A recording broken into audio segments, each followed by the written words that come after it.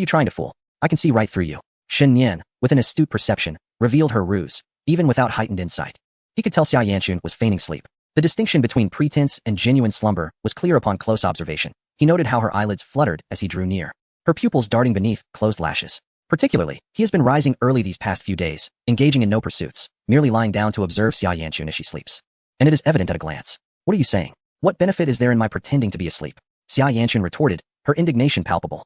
You could conduct a fishing expedition, tricking me into nibbling your ear and feigning being roused, seizing the opportunity to have me call you sister. Shen Yan replied instantaneously. Their rivalry had evolved into a battle of wits, with each now possessing an equal number of cunning stratagems. I have no such intentions, Xia Yanchun remarked, poking Shen Yan's cheek with a sigh. I shall forgive you this time, but do not disturb my slumber again, do you understand? All right, whatever you say, he acquiesced.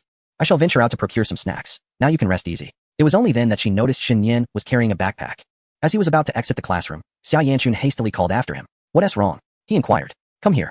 Shen Yan took a couple of steps back, bending down to meet her gaze, his eyes varying in size. Xia Yanchun bit her lip, wrapping her arms around his neck, and gently nibbled on his earlobe, leaving a faint imprint and warmth. This caused Shen Yan's face to flush, and brushing away the warmth on his ear, he chuckled. Are you not losing out at all? I am going to sleep, Xia Yanchun replied, evading the question, burying her rosy face in the crook of her arm. All right, good afternoon, fine then. Off you go. Buy me 2 duck feet, the black duck flavor. I'll get you 10. As the classroom fell into silence, Xia Yanchun truly began to drift off. Nestled against her plush pillow, she gradually succumbed to drowsiness, her thoughts meandering aimlessly, unexpectedly recalling the earlier incident. Why had she bitten Shen Yan's ear? Just moments prior. She had reprimanded him for being perverse. Now, she felt as if she had scolded herself as well. Xia Yanchun pursed her lips, recognizing Shen Yan's exceptional skill in manipulation. She nearly fell for his ploys. Upon his return, she must scold him thoroughly. Shen Yan exited the school gates, driving directly to the shopping mall. Equipped with the experience from the previous night, he swiftly purchased jewelry today, engaging in straightforward transactions, taking the items home, and placing identical jewelry boxes into his drawer. One for each parent, to bring back during winter break and let them indulge in secret delight. The thought of his parents embracing him with gratitude made Shen Yan involuntarily hum with satisfaction. This ought to grant him 10 days of immunity from scolding. Even if he lay at home for the entire winter break, he would not be reproached, each day feeling as though he had just returned. With a little spending left, Shen Yan indulged in his game. Upon completing the quest, the system panel emerged, causing his phone to vibrate as his bank card swelled by an additional 20,000. In the blink of an eye, the funds in his account were enough to purchase a small car. The sky was a brilliant blue, clouds drifting lazily. Shen Yan picked up some snacks, not forgetting Xia Yanchun's duck feet. Gently pushing open the back door of the classroom, he discovered Xia Yanchun already awake.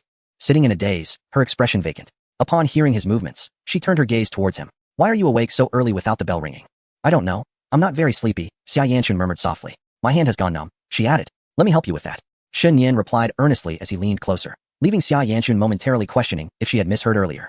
Surprisingly, while expressing concern for others, Shen Yan managed to utter a few reproaches. Has Shen Yan truly become a poet of Wanquan? His fingertips gently pressed upon her hand, little by little. Xia Yanchun initially intended to sulk, but Shen Yan's earnest demeanor compelled her to stifle her brewing displeasure.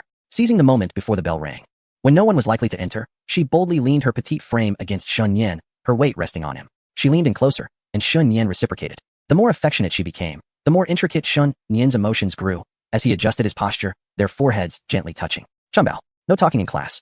I haven't said anything. Even without words, I understand you.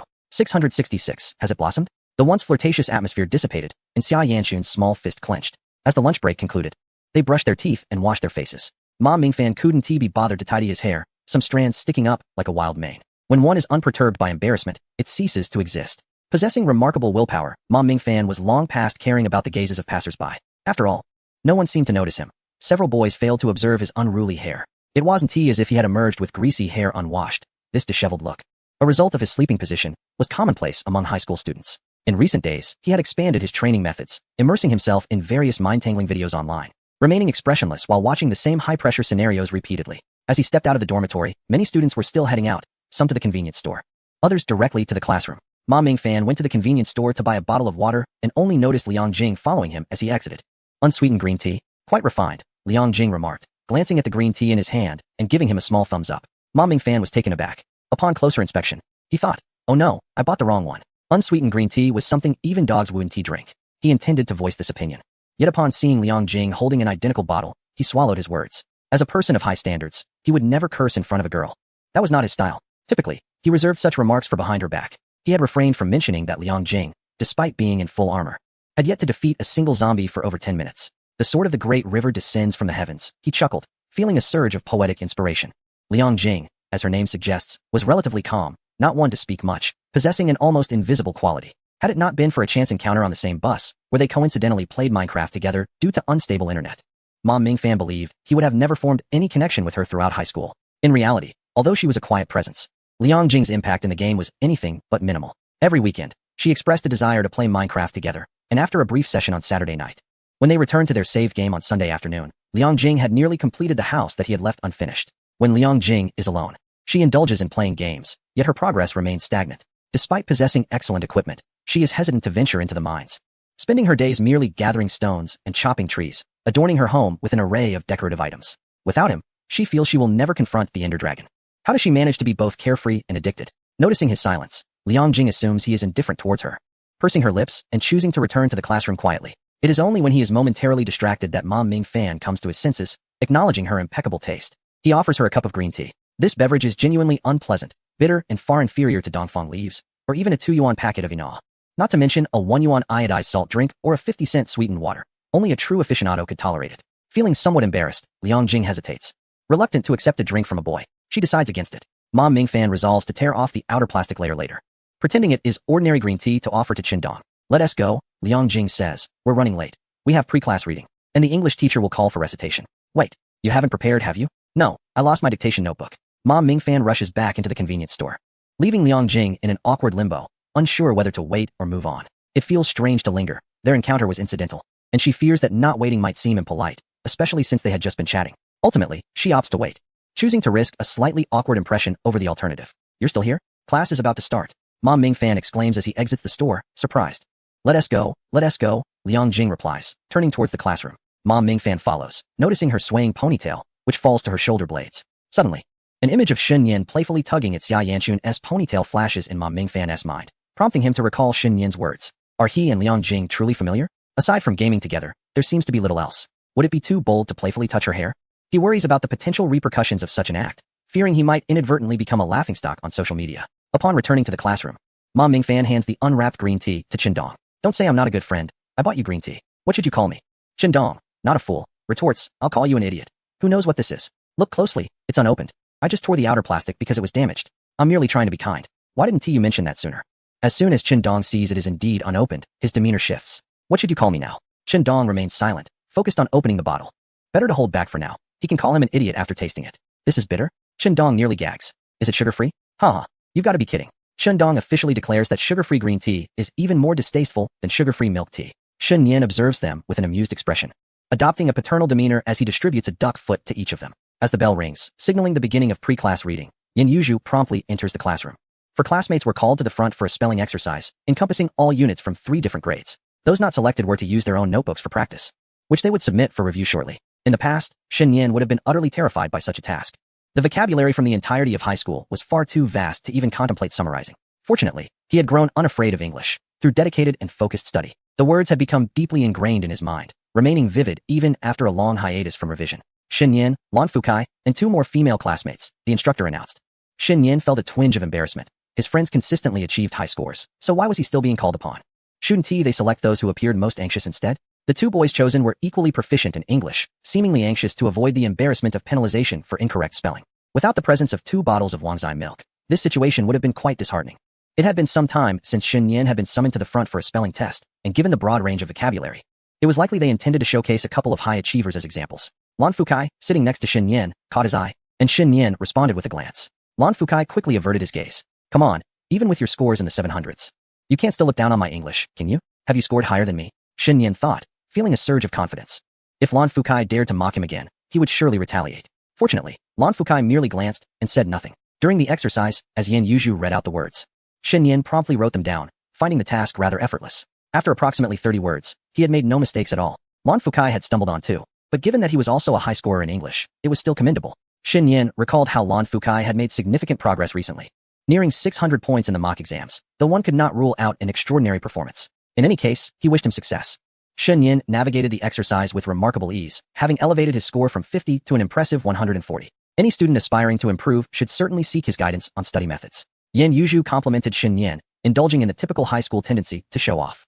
Shen Yin scratched his head modestly, insisting, not at all. Those still striving to improve should consult the teachers for tailored study plans. It's not merely about casual progress.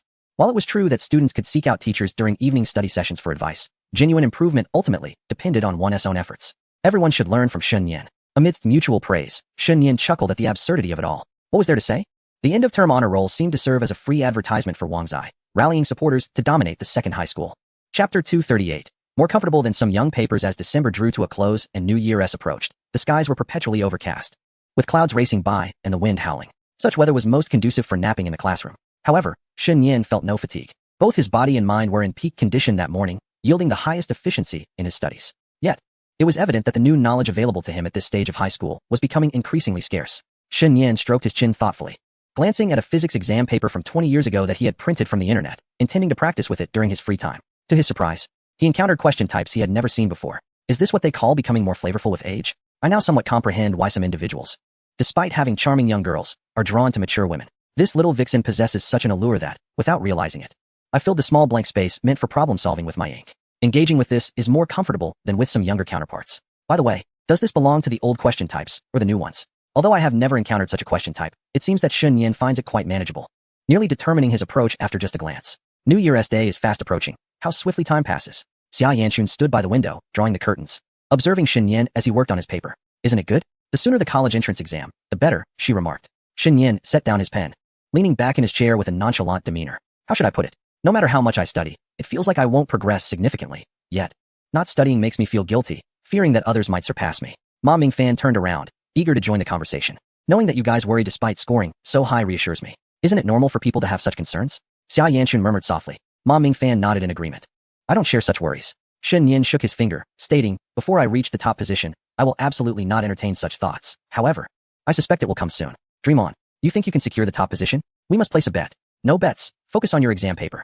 Xia Yanchun huffed, believing that surpassing oneself is no simple feat for the finals. She aimed to raise Shun Yan's score by 10 points. During the lunch break, Xia Yanchun lacked appetite and chose not to join her peers for a meal. Once everyone had left, she approached Shun Yan, requesting 2 small buns to satisfy her hunger. The weather had grown increasingly cold, with forecasts predicting only 5 or 6 degrees on New Year's Day. Even the current temperature of 7 or 8 degrees made Xia Yanchun sniffle. Occasionally, sipping the ginger water, Shun Yan had prepared to warm herself. With a small bun in one hand and ginger water in the other, she curled her feet beneath her, her little face adorned with sweetness. The end of the month marked her menstrual period, prompting her to reflect on the hardships she had endured in the past. If only you had sought me out in your first 2 years of high school, life would have been much better, she asserted, raising her chin defiantly. Had I decided on being the best early on, I would undoubtedly be in a fantastic position now. What is going on here? Shun Yan, puzzled, shifted his chair into the aisle, squeezing into her space. It's nothing, nothing at all. Why leave a thought half expressed? Wishing you a half-finished exam, with ink running dry. So ruthless? I must be a bit harsh on you. By the way, what brand are you using? I'm using iHow. 1 stick is better than 6. With a strong anti-break feature that withstands 10 falls without leaking ink. Who asked you? Xia Yanchun bumped her forehead against his, realizing he was promoting it. Playfully, she nestled into Shun Yan's collar, tickling him and drawing a laugh from him. The back door had not been securely shut, and a gust of wind swung it open, causing Xia Yanchun to sit up straight, her heart racing in fear that a supervising teacher might notice. She hurriedly went to close the door, smiling as she offered him a small bun from her palm. Shun Yan took a big bite, washing it down with water from Xia Yanchun's cup. You can still eat after finishing your meal? You must be a bottomless pit. Xia Yanchun poked his nose, finding him a bit greasy, and quickly wiping her hand on his shirt. Due to your reduced appetite, you find yourself unable to best me. Xia Yanchun fumed, pondering when she would reclaim her money. A mere kiss would secure the return of 100, with the remainder paid back gradually. Shun Yan grinned, relishing the role of a debtor. It was agreed that interest would be charged, yet now, there was neither talk of interest nor repayment. Although she had never intended to collect interest, she longed to hear Shun Yan call her sister, with neither repayment nor sweet words. It was evident that he felt little pressure. Thus, she resolved to impose some. For the first time, Xia Yanchun urged him to return the money. Shun Yan's fingers brushed against her delicate face, curiosity evident in his voice. Are you in need of funds? No, I simply find you displeasing. Then I shan't repay you at all. I'll inform Andy, and you shall not shed tears then. All right, I shall repay you. Is that satisfactory? Xia Yanchun raised a finger, declaring, including principal and interest, you owe me 8,000. 666, that's quicker than stealing. Call me sister, and you may return the principal. Consider yourself fortunate to have such a sister. I wish to hear you say it directly. Then, you must call. Xia Yanchun's cheeks flushed a rosy hue. Having stated it plainly several times already, Shun Yan pressed his forehead against hers, not kissing but drawing closer in a familiar way. If you profess your affection for me, I shall call. Humph, you must say it first, then I shall respond. Sister, it's your turn. Shun Yan grasped her somewhat chilly hand. Xia Yanchun had anticipated a bit of banter from him, but upon hearing sister, her emotions began to shift. Having enjoyed it, now it was her turn. Xia Yanchun blinked her almond-shaped eyes, feigning a yawn. I'm feeling a bit tired. Shen Yan had already feigned fatigue 10 times over. Xia Yanchun pouted, playfully nudging him with her forehead, leading Shen Yan to momentarily believe she sought affection in lieu of affection. He didn't mind in the slightest. Little brother. Xia Yanchun distanced herself slightly, meeting his gaze for a fleeting moment before shyly averting her eyes, her lips parting softly. Do you like me? Shen Yan grinned.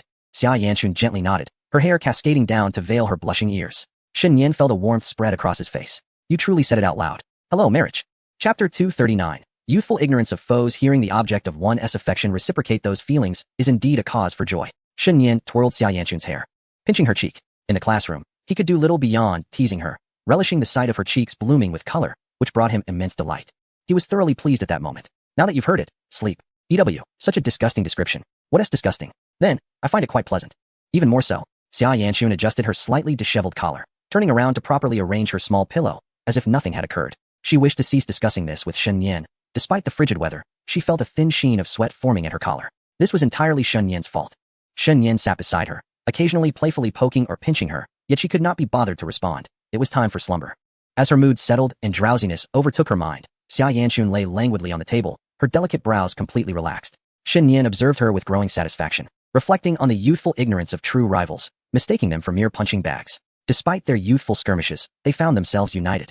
A testament to the intricate bonds forged between adversaries. In the afternoon, as physical education class approached, Xia Yanchun awoke, quickly refreshing her face with a wet wipe before joining Shen Yan to gather on the playground. At CIN No. 2 High School, music and art classes were still held for the first and second years, accompanied by various activities, but by the third year, such subjects vanished from the timetable, leaving only physical education intact. The playground was more crowded than usual, as preparations for the New Year's Eve gala escalated, with classes with performances rehearsing diligently. Oh, the first and second years are truly wonderful, Shen Yan mused. In what way? Shen Dong interjected with a smirk. Do you not find it youthful? One might mistake you for 30 years old, just half a year into your third year, and you already romanticize the first and second years. Why didn't you say so sooner? Gather round, gather round. The gym teacher blew the whistle, instructing everyone to run 2 laps before measuring their 800 and 1,000 meters. Though physical fitness tests persisted in high school, they were often taken lightly. As the college entrance examination did not assess physical education, many students disregarded it entirely. A poor performance was inconsequential, merely a loss of face. Especially for boys who could not manage 3 pull-ups or run 1,000 meters in under 5 minutes, fearing the quiet laughter of peers regarding their lack of physical prowess.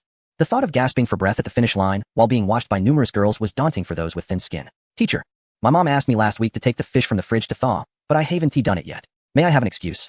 Last year's expired rice dumpling has come back to haunt me. I apologize, teacher. You will run with me at the end, right? You want to speed up, will you? Answer me. The gym teacher waved his hand, insisting they first run 2 laps to warm up before discussing anything further. After the warm-up, they were to run 800 and 1,000 meters, which already terrified those lacking in stamina. Shen Dong patted Shen Yan's shoulder. Man, that's like a brief rest before 2 kilometers. 1 T that wears out? It's manageable. 2 kilometers aren't that hard. Showing off, are we? You better not run behind me. I might accidentally let one rip. Goodness, you have biochemical weapons? This revelation truly alarmed them. Mom Ming Fan joined the fray. Do you think I can run under 4 minutes? If I can't, I'll watch 2 videos of me eating a peach every day. ISNT that a reward? This is my advanced training. Shen Yan, do you want to join? Not a chance. Shen Yan felt embarrassed. Who had the time to watch this? He preferred to attend an online class taught by a 50-year-old balding teacher, compared to watching bizarre antics. Shen Yan believed that staying awake during a mathematics and physics class would cultivate greater willpower. During the simple warm-up of 800 meters, the astute Li Shiyan had already squatted at the back, observing others run. The clever Xia Yanchun, currently on her menstrual cycle, had no need to run. Nevertheless, she planned to participate in the fitness test. Her symptoms were mild, and after having sipped some water boiled by Shen Yan, she felt neither too cold nor weak, making it best to join in early. The physical fitness assessment requires registration of information, unless there are health issues. Missing it today due to menstruation means a separate test during the next physical education class. Are you going to participate in the assessment soon? Xia Yanchun, expressing her distaste for the dirty ground, whispered to Li Shiyan as they stood together. Let's run. Li Shiyan, appearing somewhat plump in her attire, replied in a soft tone. Afterward, she retrieved 2 chocolates from her pocket, offering one to Xia Yanchun and keeping the other for herself. She experienced mild hypoglycemia, a fact known to many of the girls in their class. No one admonished her for skipping warm-ups during physical education. In truth, it wasn't that she couldn't run. She simply wished to be lazy. It should be fine. I'm just concerned you might faint while running. It's definitely fine. Xiaochun, your menstruation matters more. I feel perfectly fine, Xia Yanchun reassured, rubbing her abdomen. Her current state was even better than during her previous menstruation. Shen Yan's miraculous sweet water must contain something extraordinary.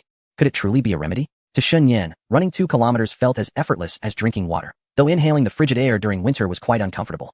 Shen Yan managed to breathe solely through his nose, while others struggled significantly. Many were gasping for breath after completing 2 laps, their throats and lungs burning. After the warm-up, there was still time to adjust their condition. I'm utterly exhausted, Shen Yin said cheerfully as he stood next to Xia Yanchun, arms crossed. Xia Yanchun felt he was displaying a curious contradiction. He appeared entirely unfazed. How could someone capable of doing hundreds of push-ups and countless pull-ups seem so untroubled? It seems you all should start running first. Good luck, ladies. Shen Yin unexpectedly adopted a serious tone, cheering them on. Xia Yanchun rested her chin on her hand, rising on her toes, and suggested, how about I fetch you a warm drink from the vending machine? No need, she replied. What about you? Li Shiyan shrank her neck, insisting, no. Shen Yin stroked his chin, contemplating that he hadn't called Li Shiyan little lowly in quite some time. She still seemed timid. Could it be that he was genuinely perceived as a rather wicked person? Here, take this. Shen Yin pulled a fruit candy from his pocket. Thank you. Will you run with low blood sugar? Yes. Then you ought to stay towards the back. If you suddenly collapse while at the front, someone might inadvertently step on you. Quickly replenish your energy. I specially brought this candy for you. Don't get crushed. Shen Yin, being a good person, offered a timely reminder to the petite girl. Li Shiyan pouted, realizing she had been underestimated. After being scolded by Shen Yin for failing to solve a challenging math problem, she felt belittled even before the physical assessment began, which infuriated her. Yet, she dared not retort, fearing he might call her little lowly again. Who says there are no misnamed nicknames? She certainly had one. After all, being slightly shorter than Xiaochun hardly qualified her as a lowly. But reflecting on the fact that she had chosen this very online name made her uncertain where to begin her complaints. How frustrating. That insufferable Shen Yin actually underestimates me. Does he truly think I am easy to bully? The flames of revenge ignited within her. And Li Shiyan resolved to see if she could incite a mischievous plot against Shen Yin later on. Nonetheless, they were persistently noisy outside. And their claims were corroborated by first-hand observations. Chapter 240. The Transformation of Chun'er. During the physical fitness assessment, both Xia Yanchun and Li Shiyan were assigned to the first group. The necessary fuel had been consumed, and Shen Yin surmised that given Xia Yanchun's physical condition, completing the 800 meters would likely leave her exhausted. Her physical endurance was indeed concerning. It was imperative to focus on Haki Chun's fitness during the winter break. There were no specific training requirements, but surely, running 800 meters shouldn't be excessively taxing. However, it appeared that Li Shiyan's physical capabilities were even more troubling. Before even completing one lap, she had already fallen significantly behind. After finishing 2 laps, Shen Yin observed Xia Yanchun slowly walking while gasping for breath. Yet he refrained from offering assistance, and instead turned to check the results. Astonishingly, it took nearly 5 minutes to cover the 800 meters. Li Shiyan was even slower. Neither of them passed the assessment, and Shen Yin grimaced. What was the point of passing? The college entrance examination did not award extra points. Merely finishing was an achievement in itself. Indeed, even dining did not confer additional points for the examination, yet they still ate. A poor physical condition was hardly an advantage. Shen Yin pondered, pointing at Xia Yanchun, emphasizing the necessity for her to engage in some exercise during the winter break. We'll discuss it later. I'm utterly exhausted. From now on, I'll drag you out for morning runs, 800 meters daily. Miss a meter, and I'll give you a punch. Get lost. Who do you think you are? Are we even acquainted? Xia Yanchun contemplated delivering a kick to Shen Yin's face, but her resolve waned, and instead, she opted to lightly kick his calf. Good kick. Well done. Li Shiyan's eyes sparkled with delight, and she felt no need for encouragement as she silently applauded her friend's boldness. Upon noticing the shoe print left on Shen Yin's black pants by Xia Yanchun's kick, even the previously subdued Li Shiyan stood a bit taller. Shen Yin brushed off the dust from his pant leg, unfazed. He had thought she was merely being playful. Just before their midday nap, she had expressed her fondness for him, and now she seemed to distance herself. What a changeable character Chun'er was. The girls had a second group, and perhaps due to Lin Shiyuan's presence, another athlete had also moved closer. Shiyuan, you can do it. You've got this. The 800 meters will be a breeze. For athletes, indeed, the 800 meters was a manageable distance. Xia Yanchun, feeling a bit lethargic, ignored the dirt and sat down on the ground with Li Shiyan. The girls sat with their legs folded, exuding a sweet and youthful charm, their mouths slightly pouting. Shen Yin was perplexed, unsure of who had wronged her, as she appeared to be owed money. Indeed, Huang Qin claims that running the 800 meters is a breeze. You boys better manage to run the 1,000 meters just as easily, she muttered softly. It was undeniably effortless. Shen Yin nodded in agreement. Can you outrun Huang Qin? I could run casually. For Shen Yin, a kilometer could easily be treated as an anaerobic run, maintaining speed throughout. If he couldn't best Huang Qin after all this training, there would certainly be an issue. Moreover, considering the extensive training he had undergone, he could easily surpass Huang Qin without relying on sheer willpower. Observing his confidence, Xia Yanchun initially intended to say that if he didn't place first, he would be denied a kiss that evening, but with Li Shiyan present, she opted for a less ambiguous proposition. If you don't finish first, you owe me a meal of barbecued meat. All right, I'll treat both of you. Do you have money? First, pay me back. Call me daddy for 100, brother for 80. Go to hell. Li Shiyan's large eyes sparkled in surprise. She never expected that Shen Yin and the others would play so brazenly, even resorting to calling daddy for money. She initially thought it was some sort of ridiculous request. However, upon hearing that Shen Yin might treat her and Xiao Chun to barbecue, she secretly wished for Shen Yin to falter in the race. As she recalled, during the physical fitness tests, the most formidable competitor was Huang Qin, a dedicated athlete who consistently led the pack, effortlessly outpacing others. Previously, he had even performed push-ups at the finish line before crossing it. Although difficult to evaluate such behavior, his speed was indeed impressive. Could it be that Shen Yin's physical prowess now rivaled that of an athlete? She dared not speak, opting instead to eavesdrop on their playful banter. Once the girls concluded their fitness assessments and registered their results, the boys were summoned to the track starting line. Ahem, Nianji, let us not compete with them. We'll take it slow from the back, and I promise not to pat your head again, Ma Mingfan said, clearing his throat beside Shen Yan.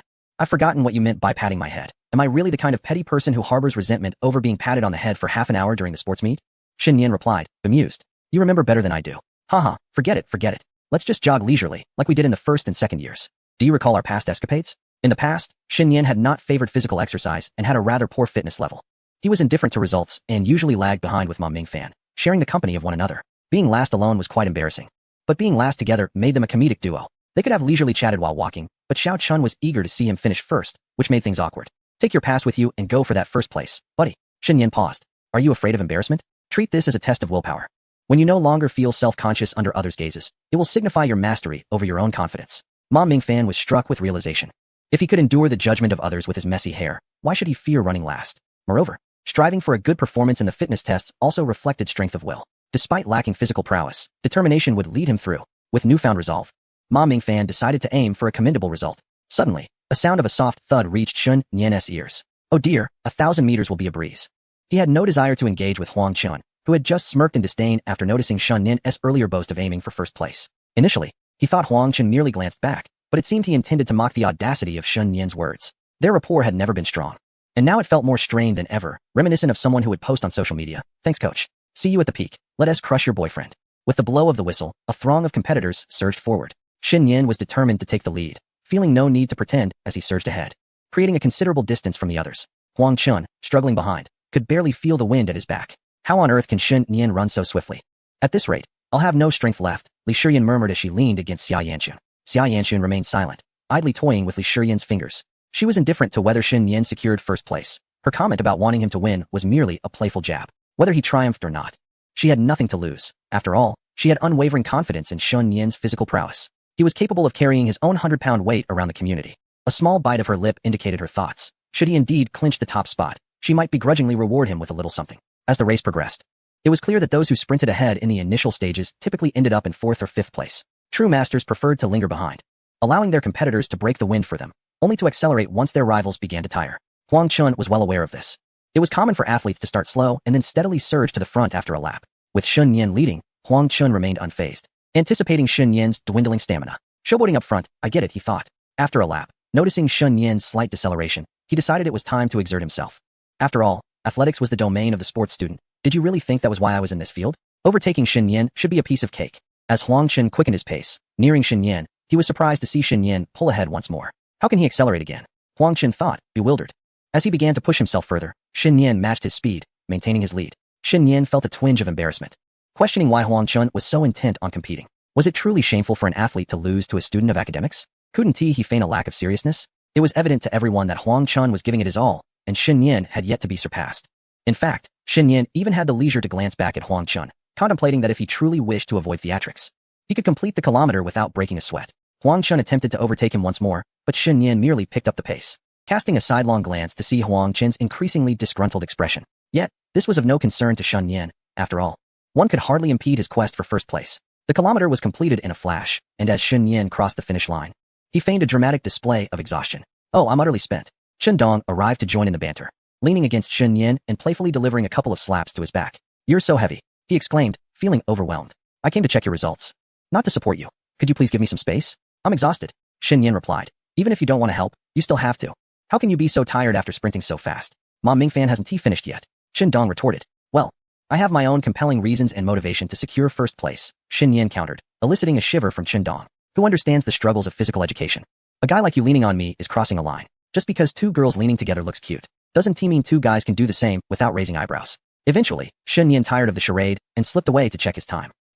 2 minutes and 48 seconds. Shen Yan was uncertain what this achievement meant, possessing little knowledge of the standards for athletes. However, seeing that Huang Chun could not keep pace with him, it seemed quite commendable. No way, my friend, did you really run this? Chen Dong glanced at the results. Then at Shen Yan, feeling utterly bewildered by the situation. With such prowess, why would one not participate in the athletic meet? Instead, opting to chat with girls and play video games at camp? Seriously, man? Chen Dong was taken aback, nearly brought to tears. He had previously looked into the records for the school sports meet, noting that the 1,000-meter record stood at 2 minutes and 51 seconds. Were you really able to break that record while wearing a thick jacket and long pants? Is this truly the same Shen Nian who never played sports or exercised? He must have had a breakthrough. The physical education teacher was equally perplexed, wondering how someone could emerge with a time of 2 minutes and 50 seconds.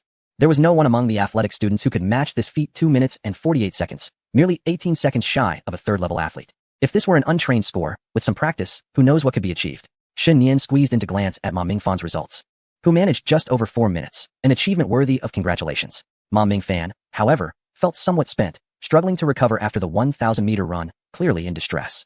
He had previously been lax, usually taking 5 or 6 minutes, but despite his determination, he still couldn't break the 4-minute mark, finding it hard to breathe. After a while, he dared to rest, sitting on the grass to catch his breath, longing for water but lacking the energy to walk to the convenience store. Oh. While willpower had propelled him forward, physical endurance could not be overlooked. In the future, perhaps he could indulge in a bit of candy while lifting small weights, balancing both willpower and stamina. After reviewing the results, Shen Nian deliberately cast a glance at Huang Chun and the others, noticing their discomfort. A mixture of confusion and frustration on their faces. It might indeed be somewhat embarrassing for athletes to fall short against cultural students. Shen Nian was disinclined to speculate on Huang Chen's thoughts at that moment. He only knew that he felt quite elated.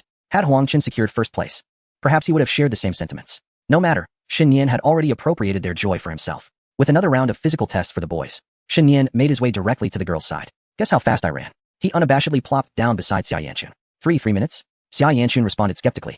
Having witnessed Shen Nian accelerate throughout the entire race, even outpacing Huang Chun by a considerable margin, feeling as though Shen Nian could have done 5 push-ups at the finish line. 2 minutes and 48 seconds. Impressive, right? You should be proud. Is that it?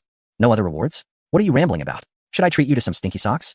Ugh, absolutely not. How about a non-stinky reward instead? Xia Yanchun shot him a playful glare, then turned to see Li Shiyan, who was also observing. Li Shiyan blinked, and despite being so close, she decided to pretend she hadn't heard a thing, her petite stature concealing a depth of cunning. Inside, she was utterly thrilled by the prospect of Shen Nian seeking a reward. How utterly delightful. This seemed so natural, clearly not their first encounter.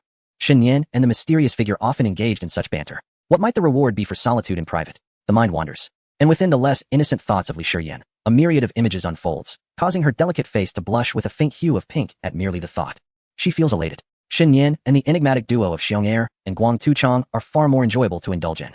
Who can comprehend the exhilarating sensation of two individuals transitioning from adversaries to something more ambiguous? A mere taste sends one tumbling to the ground in delight. After the physical assessment, it was free activity time. Having run 800 meters, Xia Yanchun graciously permitted Shen Nian to buy drinks.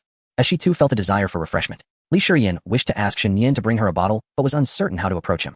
She absent-mindedly clutched Xia Yanchun's finger, contemplating purchasing a bottle herself after class. Upon Shen Nian's return, he not only brought Xia Yanchun a bottle of nutritious drink, but also an additional small bottle of AD calcium with a straw. Here, take it, Shen Nian offered generously. His heightened agility had granted him a sharper observational skill, and it was apparent that the young girl was shy, hesitant to voice her thoughts. It seemed she might truly offer friendship to the little girl. Thank you, Li Shiyan exclaimed joyfully, her entire being radiating beauty. Not even a footstep from Shen Nian could dampen her spirits. She refrained from encouraging Xia Yanchun to confront Shen Nian, for he was a genuinely good person. That evening, she would invite the little stick figure of Shen Nian to a lavish feast in her notebook. Shen Nian paid little attention to Li Shiyan, focusing instead on Xia Yanchun. As he observed her sip from her nutritious drink, he stifled the urge to tuck her hair behind her ear, instead taking a generous swig from the Pepsi he had just purchased. This Pepsi is refreshing, Coca-Cola pales in comparison. Chapter 242. Today, the flavor is citrusy sweet. After physical education class, everyone returned to the classroom. Shen Nian stuffed the empty bottle into a small plastic bag nestled between Xia Yanchun and Li Shiyan's desks. Your trash bag is splendid, but it now belongs to me. With little to occupy their afternoon, and no teacher present for the last period, Shen Nian rested his chin on his hand, feeling increasingly idle. He daydreamed until school ended, at which point he rushed to the cafeteria with Ma Mingfan and Shen Dong. I have learned my lesson and resolved to cultivate both my willpower and my physique, Ma Mingfan declared with enthusiasm. It dawned on him that becoming exceptional is a painful endeavor, yet the rewards of perseverance lead to profound happiness. His aim was to become the leading man in a film. After a year of preparation, he intended to showcase his true abilities upon entering university. Very well. I support your endeavor. What are your plans? Shen Nian inquired seriously. I'm not quite sure yet. I'll need to think. By the way, how do you train? I run 5 kilometers daily, followed by 100 push-ups, 100 sit-ups, and 100 squats. One might think you're Satama, Ma Mingfan retorted, promptly abandoning the notion. If you can accomplish all that, why are you discussing it here? Moreover, I find it hard to believe you're that impressive, unless you can defeat me on Thursday. In which case, I shall become your most devoted disciple. Let us start with reducing screen time, Ma Mingfan pondered. Not a complete ban on my phone, but rather, I plan to utilize the moments spent hiding in the restroom playing on my phone for exercise, perhaps doing some push-ups instead. Such determination. By the way, do you want this chicken leg? I do. Oh, on an uneventful day, Shen Nian was not intending to sneak away with Ma Mingfan's untouched chicken leg. Rather, his curiosity got the better of him. After dinner, Shen Yan made his way to the teaching building, where he encountered the languid Xia Yanqun, who was sprawled out, enjoying the breeze. Aren't you afraid of the cold? Shen Yan stood naturally beside her, hands tucked into his pockets. At a height of 6 feet, he towered over Xia Yanqun, making her appear diminutive in comparison. It was evident that she was shorter than him, while he had to lower his gaze. Xia Yanqun needed to tiptoe to capture the most comfortable angle. Fortunately, Xia Yanqun had drawn her neck into her coat, the collar standing high and creating an endearing curve on her face, with her ears hidden within her hair as she indulged in a lazy slumber. Shen Yan, choosing not to disturb her, observed her tousled hair, her ponytail tied a bit lower than usual, as the cold wind made her neck feel chilly, dulling the spirited appearance she usually radiated. Winter often brings a sense of languor. Have there been any updates regarding the New Year's Eve party? Shen Yan sighed. Yes, it's happening in a couple of days, and there's still 1 day left of the holiday. I'll go fishing on New Year's Day and return your money, he declared. In truth, I am not in any rush for you to repay me. Do I need to call you sister now? Shen Yan lowered his voice. Xia Yanqun was quick to deny. I never said that. You interpreted it that way yourself. All right, I have come to terms with it. Are you truly planning to go fishing? I wish to join. She replied. Feel free to come, otherwise, I shall be bored. Your company would be delightful. I'll set up a chair for you beside me. When there are no fish, we can play on our phones, and when there are, you can give me a kiss. That's how we shall spend our days. Xia Yanqun smiled brightly, finding comfort in the scene Shen Yan described. Speaking of which, in this frigid winter, isn't it harder to catch fish? There is indeed a saying to that effect, Shen Yan acknowledged, though the cold weather did not affect his fishing prowess. A fishing expert, are you? Then wouldn't that mean you can't repay me if you catch nothing? It's just a small amount of money. Who couldn't pay it back? In fact, can you lend me another 2,000? For what purpose? To use this 2,000 to repay the previous 2,000 I borrowed. But that means you still owe me, doesn't it? Precisely, I'm merely extending the duration of my debt. You're quite the character. You seem to enjoy owing money. Xia Yanqun huffed. Knowing she couldn't retaliate against Shen Yan within the confines of the teaching building, so she clenched her small fist in frustration. During evening self-study, Tsukashi held a brief meeting in class, primarily discussing the upcoming New Year's Eve party. Shen Yan hardly paid attention. It was merely about moving chairs downstairs the night before to watch the performances, with the first and second-year students seated in front and the third-year students at the back. Likely to have a limited view, the New Year's Eve party permitted the use of mobile phones. Shen Yan had previously spent his time playing on his phone while sitting below. As school ended, the moon shone brightly amidst the sparse stars, and the cacophony of sounds filled the air. Shen Yan and Xia Yanqun descended the stairs together. To shield herself from the cold, Xia Yanqun donned her earmuffs, protecting her tender ears. Shen Yan was concerned that passing officials might mistake them for headphones and snatch them away. Have your earmuffs gathered dust? Xia Yanqun tilted her head, noting that she rarely saw Shen Yan wearing them. Pretty much, I'm not afraid of the cold. I envy you. I curse you to have cold hands and feet tonight. Do you think I am you? That's why I cursed you. Don't sleep too soundly tonight. Shen Yan boldly squeezed through, nearly causing her to step into the muddy ground beside the path. Xia Yanqun stumbled, quickly pushing back and furrowing her brow, her small hands playfully slapping Shen Yan. Even the fabric of his clothing proved inadequate against her antics. Shen Yan carried her, exerting himself, feeling a mix of irritation and amusement. You little pest. Xia Yanqun huffed, beginning to poke his neck with her neatly trimmed fingernails. However, her fingers were too well-groomed to truly poke. It was more akin to a gentle prod, albeit still somewhat pleasant. This has become quite the ruckus. I thought you were flirting with me, she remarked. Flirt? Nonsense, just get away from me. Shen Yan retorted, growing flustered. Xia Yanqun, feeling indignant, sulked in the car, refusing to acknowledge him. Outside the community gate, there were several fruit stalls. She instructed Shen Yan to pull over and bought a small bag of sweet mandarins. As he parked, she began peeling the fruit, the skins crumpled in her hand. Have a taste, she offered, holding a half-piece close to his lips. Shen Yan took a bite. Just as he was about to speak, Xia Yanqun playfully pressed her finger against his mouth. Ugh, she grimaced, wiping her hand on his clothing. Have you even washed your hands? Didn't you just go to the restroom? Of course, I'm clean, he countered. You're such a fool. Are you going to eat or not? No more for you, she teased, clearly enjoying herself. Is it sweet? Quite sweet, Shen Yan nodded. Xia Yanqun, feeling triumphant, hummed as they walked towards the elevator. They snacked on a couple more mandarins along the way. These fruits were easily consumed in one bite, unlike the generous sisters who would peel them and offer half to their brothers. As the elevator doors opened, Xia Yanqun stepped out first, retrieving her keys to unlock the door. Ahem, Shen Yan said nonchalantly, as he still had his daily tasks to complete. The playful exchanges in the corridor had become an integral part of his life, unless they were in Xia Yanqun's room or she was in his, sharing a bed. Not following, Xia Yanqun leaned against the door, stifling a giggle. You rascal, are you preparing for a shower? She teased, turning back into her room while ignoring Shen Yan. However, the door remained ajar. It took remarkable restraint not to follow her inside. It was evident that Xia Yanqun was being deliberately coy. Are you inviting me to join you in the shower? You really should have some decorum, he thought to himself, grinning at the misunderstanding. Sit down, she commanded, pointing to the sofa. Why, just sit, she insisted, pushing him toward the couch. Once Shen Yan complied and settled onto the sofa, she positioned herself on his lap, resting her forehead against his, towering over him by half a head. Shen Yan felt a surge of emotions, instinctively wrapping his arms around her slender waist, drawing her closer. What is this, my reward for winning the race? He pondered, as they shared a moment of intimacy, the sweetness of citrus lingering in the air. Chapter 243. I want to use those stinky socks. I'll pick a pair myself, Part 2. December 31st, Wednesday, a thick fog enveloped everything. The return of damp weather meant that the clothes hung on the balcony for 2 days were even wetter than when they were first wrung out and put out to dry. After much effort, the task was completed, only to discover a musty odor upon inspection, necessitating another wash. Even with the classroom doors and windows tightly shut, the floor remained damp, leaving a trail of muddy footprints with every class dismissal, rendering the entire room unkempt. Water marked the blackboard, a testament to the humidity.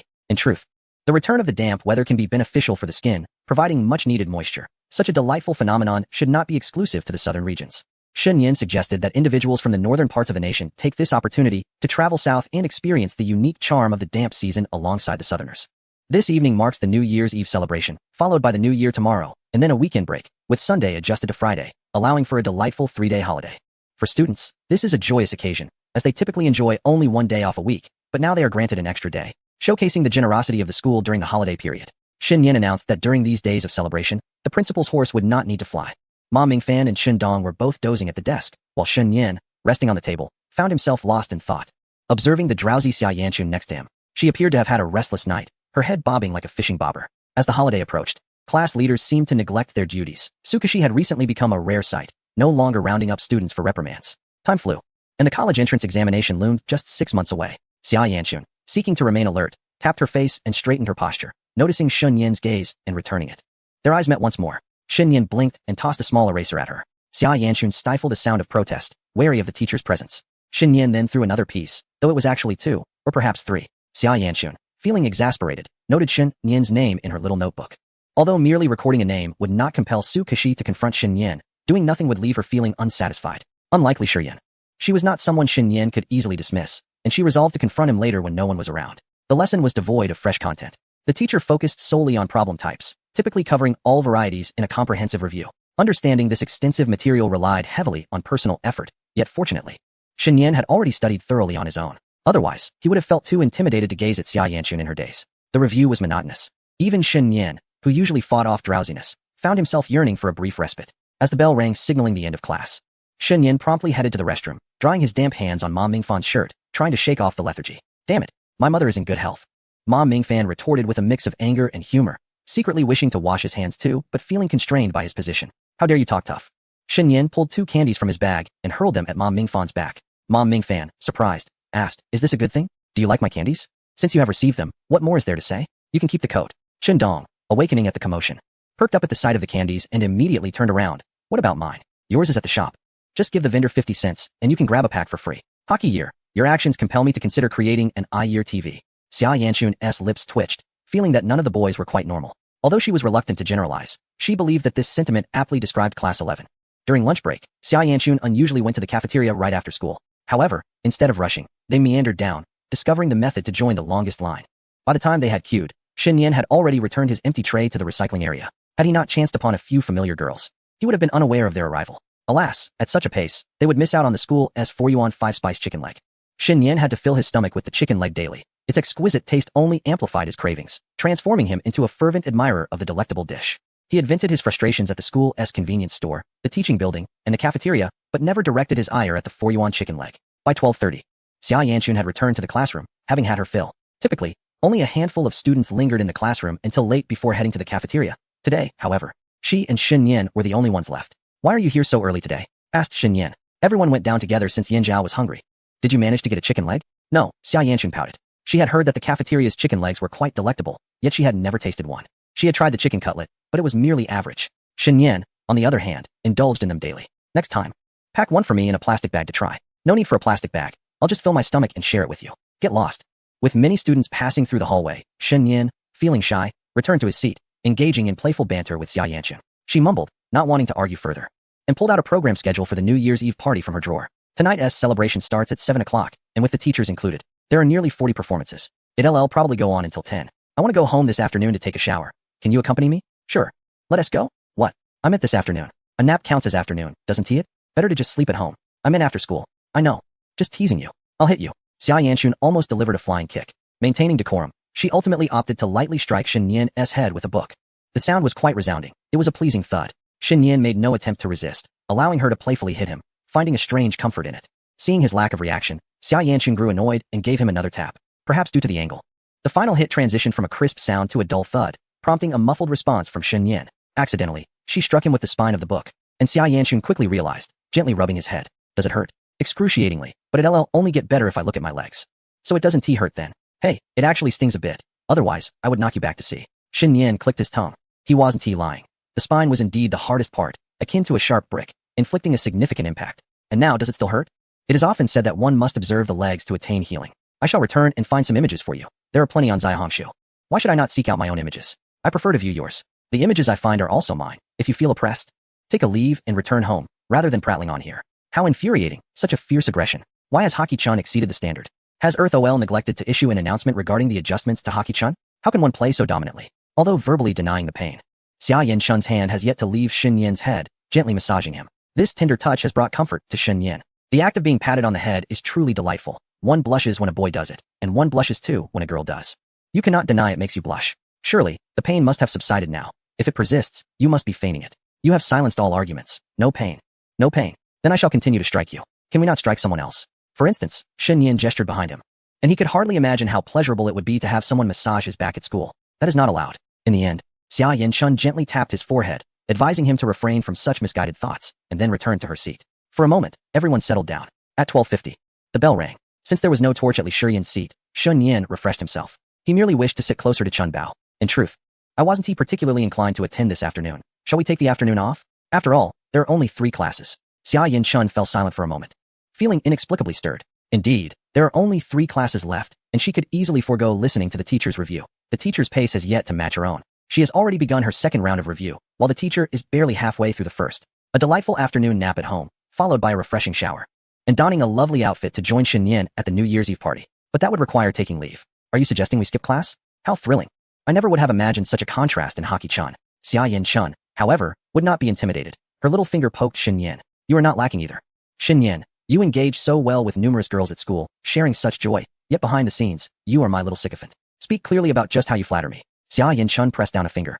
First, in a literal sense. You have licked my fingers, and even took the liberty of licking my lips. This is the literal interpretation of a sycophant. Then she pressed down another finger, interpreting it figuratively. For every word I speak, you have taken me on a lengthy detour around the neighborhood, cooked breakfast for me daily, and even applied medicine when I sprained my ankle. This is the figurative interpretation of a sycophant. You cannot deny it. Is this for real? What do you mean, BYD? Shen Yan's eyes widened. What was that you just did to me? I was merely concerned for you. And what about when I applied medicine to your sprained ankle? A sycophant. Then what of the sugar tangerines you fed me 2 days ago? Being kind to you. And what of the breakfast I made for you? A sycophant. The left brain elbowed the right brain, but Shen Yan remained silent. Xia Yanchun pursed her lips, although her own words began to strain her composure. The sight of Shen Yan's expression kept her steadfast. All right then, I shall cease the jest. While you may be my sycophant, I am not without my contrasts. Let us each take a step back. BYD, Haki-chan. Shen Yan, having come to terms with his demise, pondered the astonishing strength of Haki-chan today. He mused.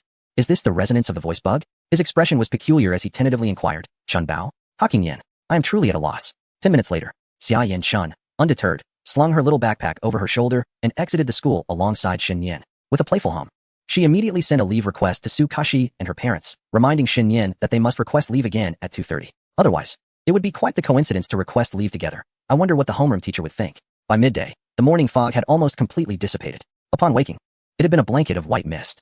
The small electric scooter was parked in the lot, yet the seat was damp. Dear family, do you know what this is about? She wondered. Wait a moment. Autumn is the season of the autumn maiden, and winter belongs to the winter maiden. What then is the return of warmth in winter? Wiping the seat with a tissue, Xia Yanchun's cheeks began to flush a delicate pink as thoughts swirled in her mind. Shrimp head, she exclaimed. I meant to say sweat. You don't believe me because you're the shrimp head boy. Would you trust someone who claims that being teased by the autumn maiden is a compliment to say anything worthwhile? Xia Yanchun certainly did not believe it. If Shen Yan was not making lewd jokes, then she was a 161 centimeters tall, fair-skinned, top-tier beauty. If he was making lewd jokes, then she was a 161. 5 centimeters tall, fair-skinned, ethereal beauty, captivating enough to make fish sink and birds fall. You are not allowed to ride in the shrimp head boy's vehicle. Shen Yan stated with gravity. Absolutely not. Despite Shen Yan not yet boarding, Xia Yanchun had already settled into the back seat, patting the seat to urge him to start the engine. Shen Yan took his place in the front, and the electric scooter began to move slowly. We must sleep together soon. Ah, Xia Yanchun exclaimed loudly. Why are you shouting? I was afraid you couldn't hear. You could lean in and whisper in my ear. Why are you not wearing a helmet again? If the police catch you, I will not pay your fine. Then we will deal with it if I get caught. Upon returning to the community, Shen Yan merely changed into a pair of slippers at home, informing his mother about the afternoon's leave request, and encouraged her to take a nap, promising to send the message to Su Kashi after she woke, precisely around 2:30.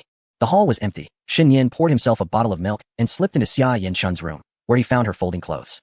He surveyed the garments in her wardrobe, jackets, skirts, and leggings all meticulously hung, with neatly folded clothes stacked below. In his memory, Xia Yanchun had always been attentive to the cleanliness and order of her room. In summer, she wouldn't allow him to lie on the bed without having bathed, while in winter, it was acceptable if there was no sweat. Why is it so messy? He squinted. I couldn't find my clothes earlier, so I took everything out.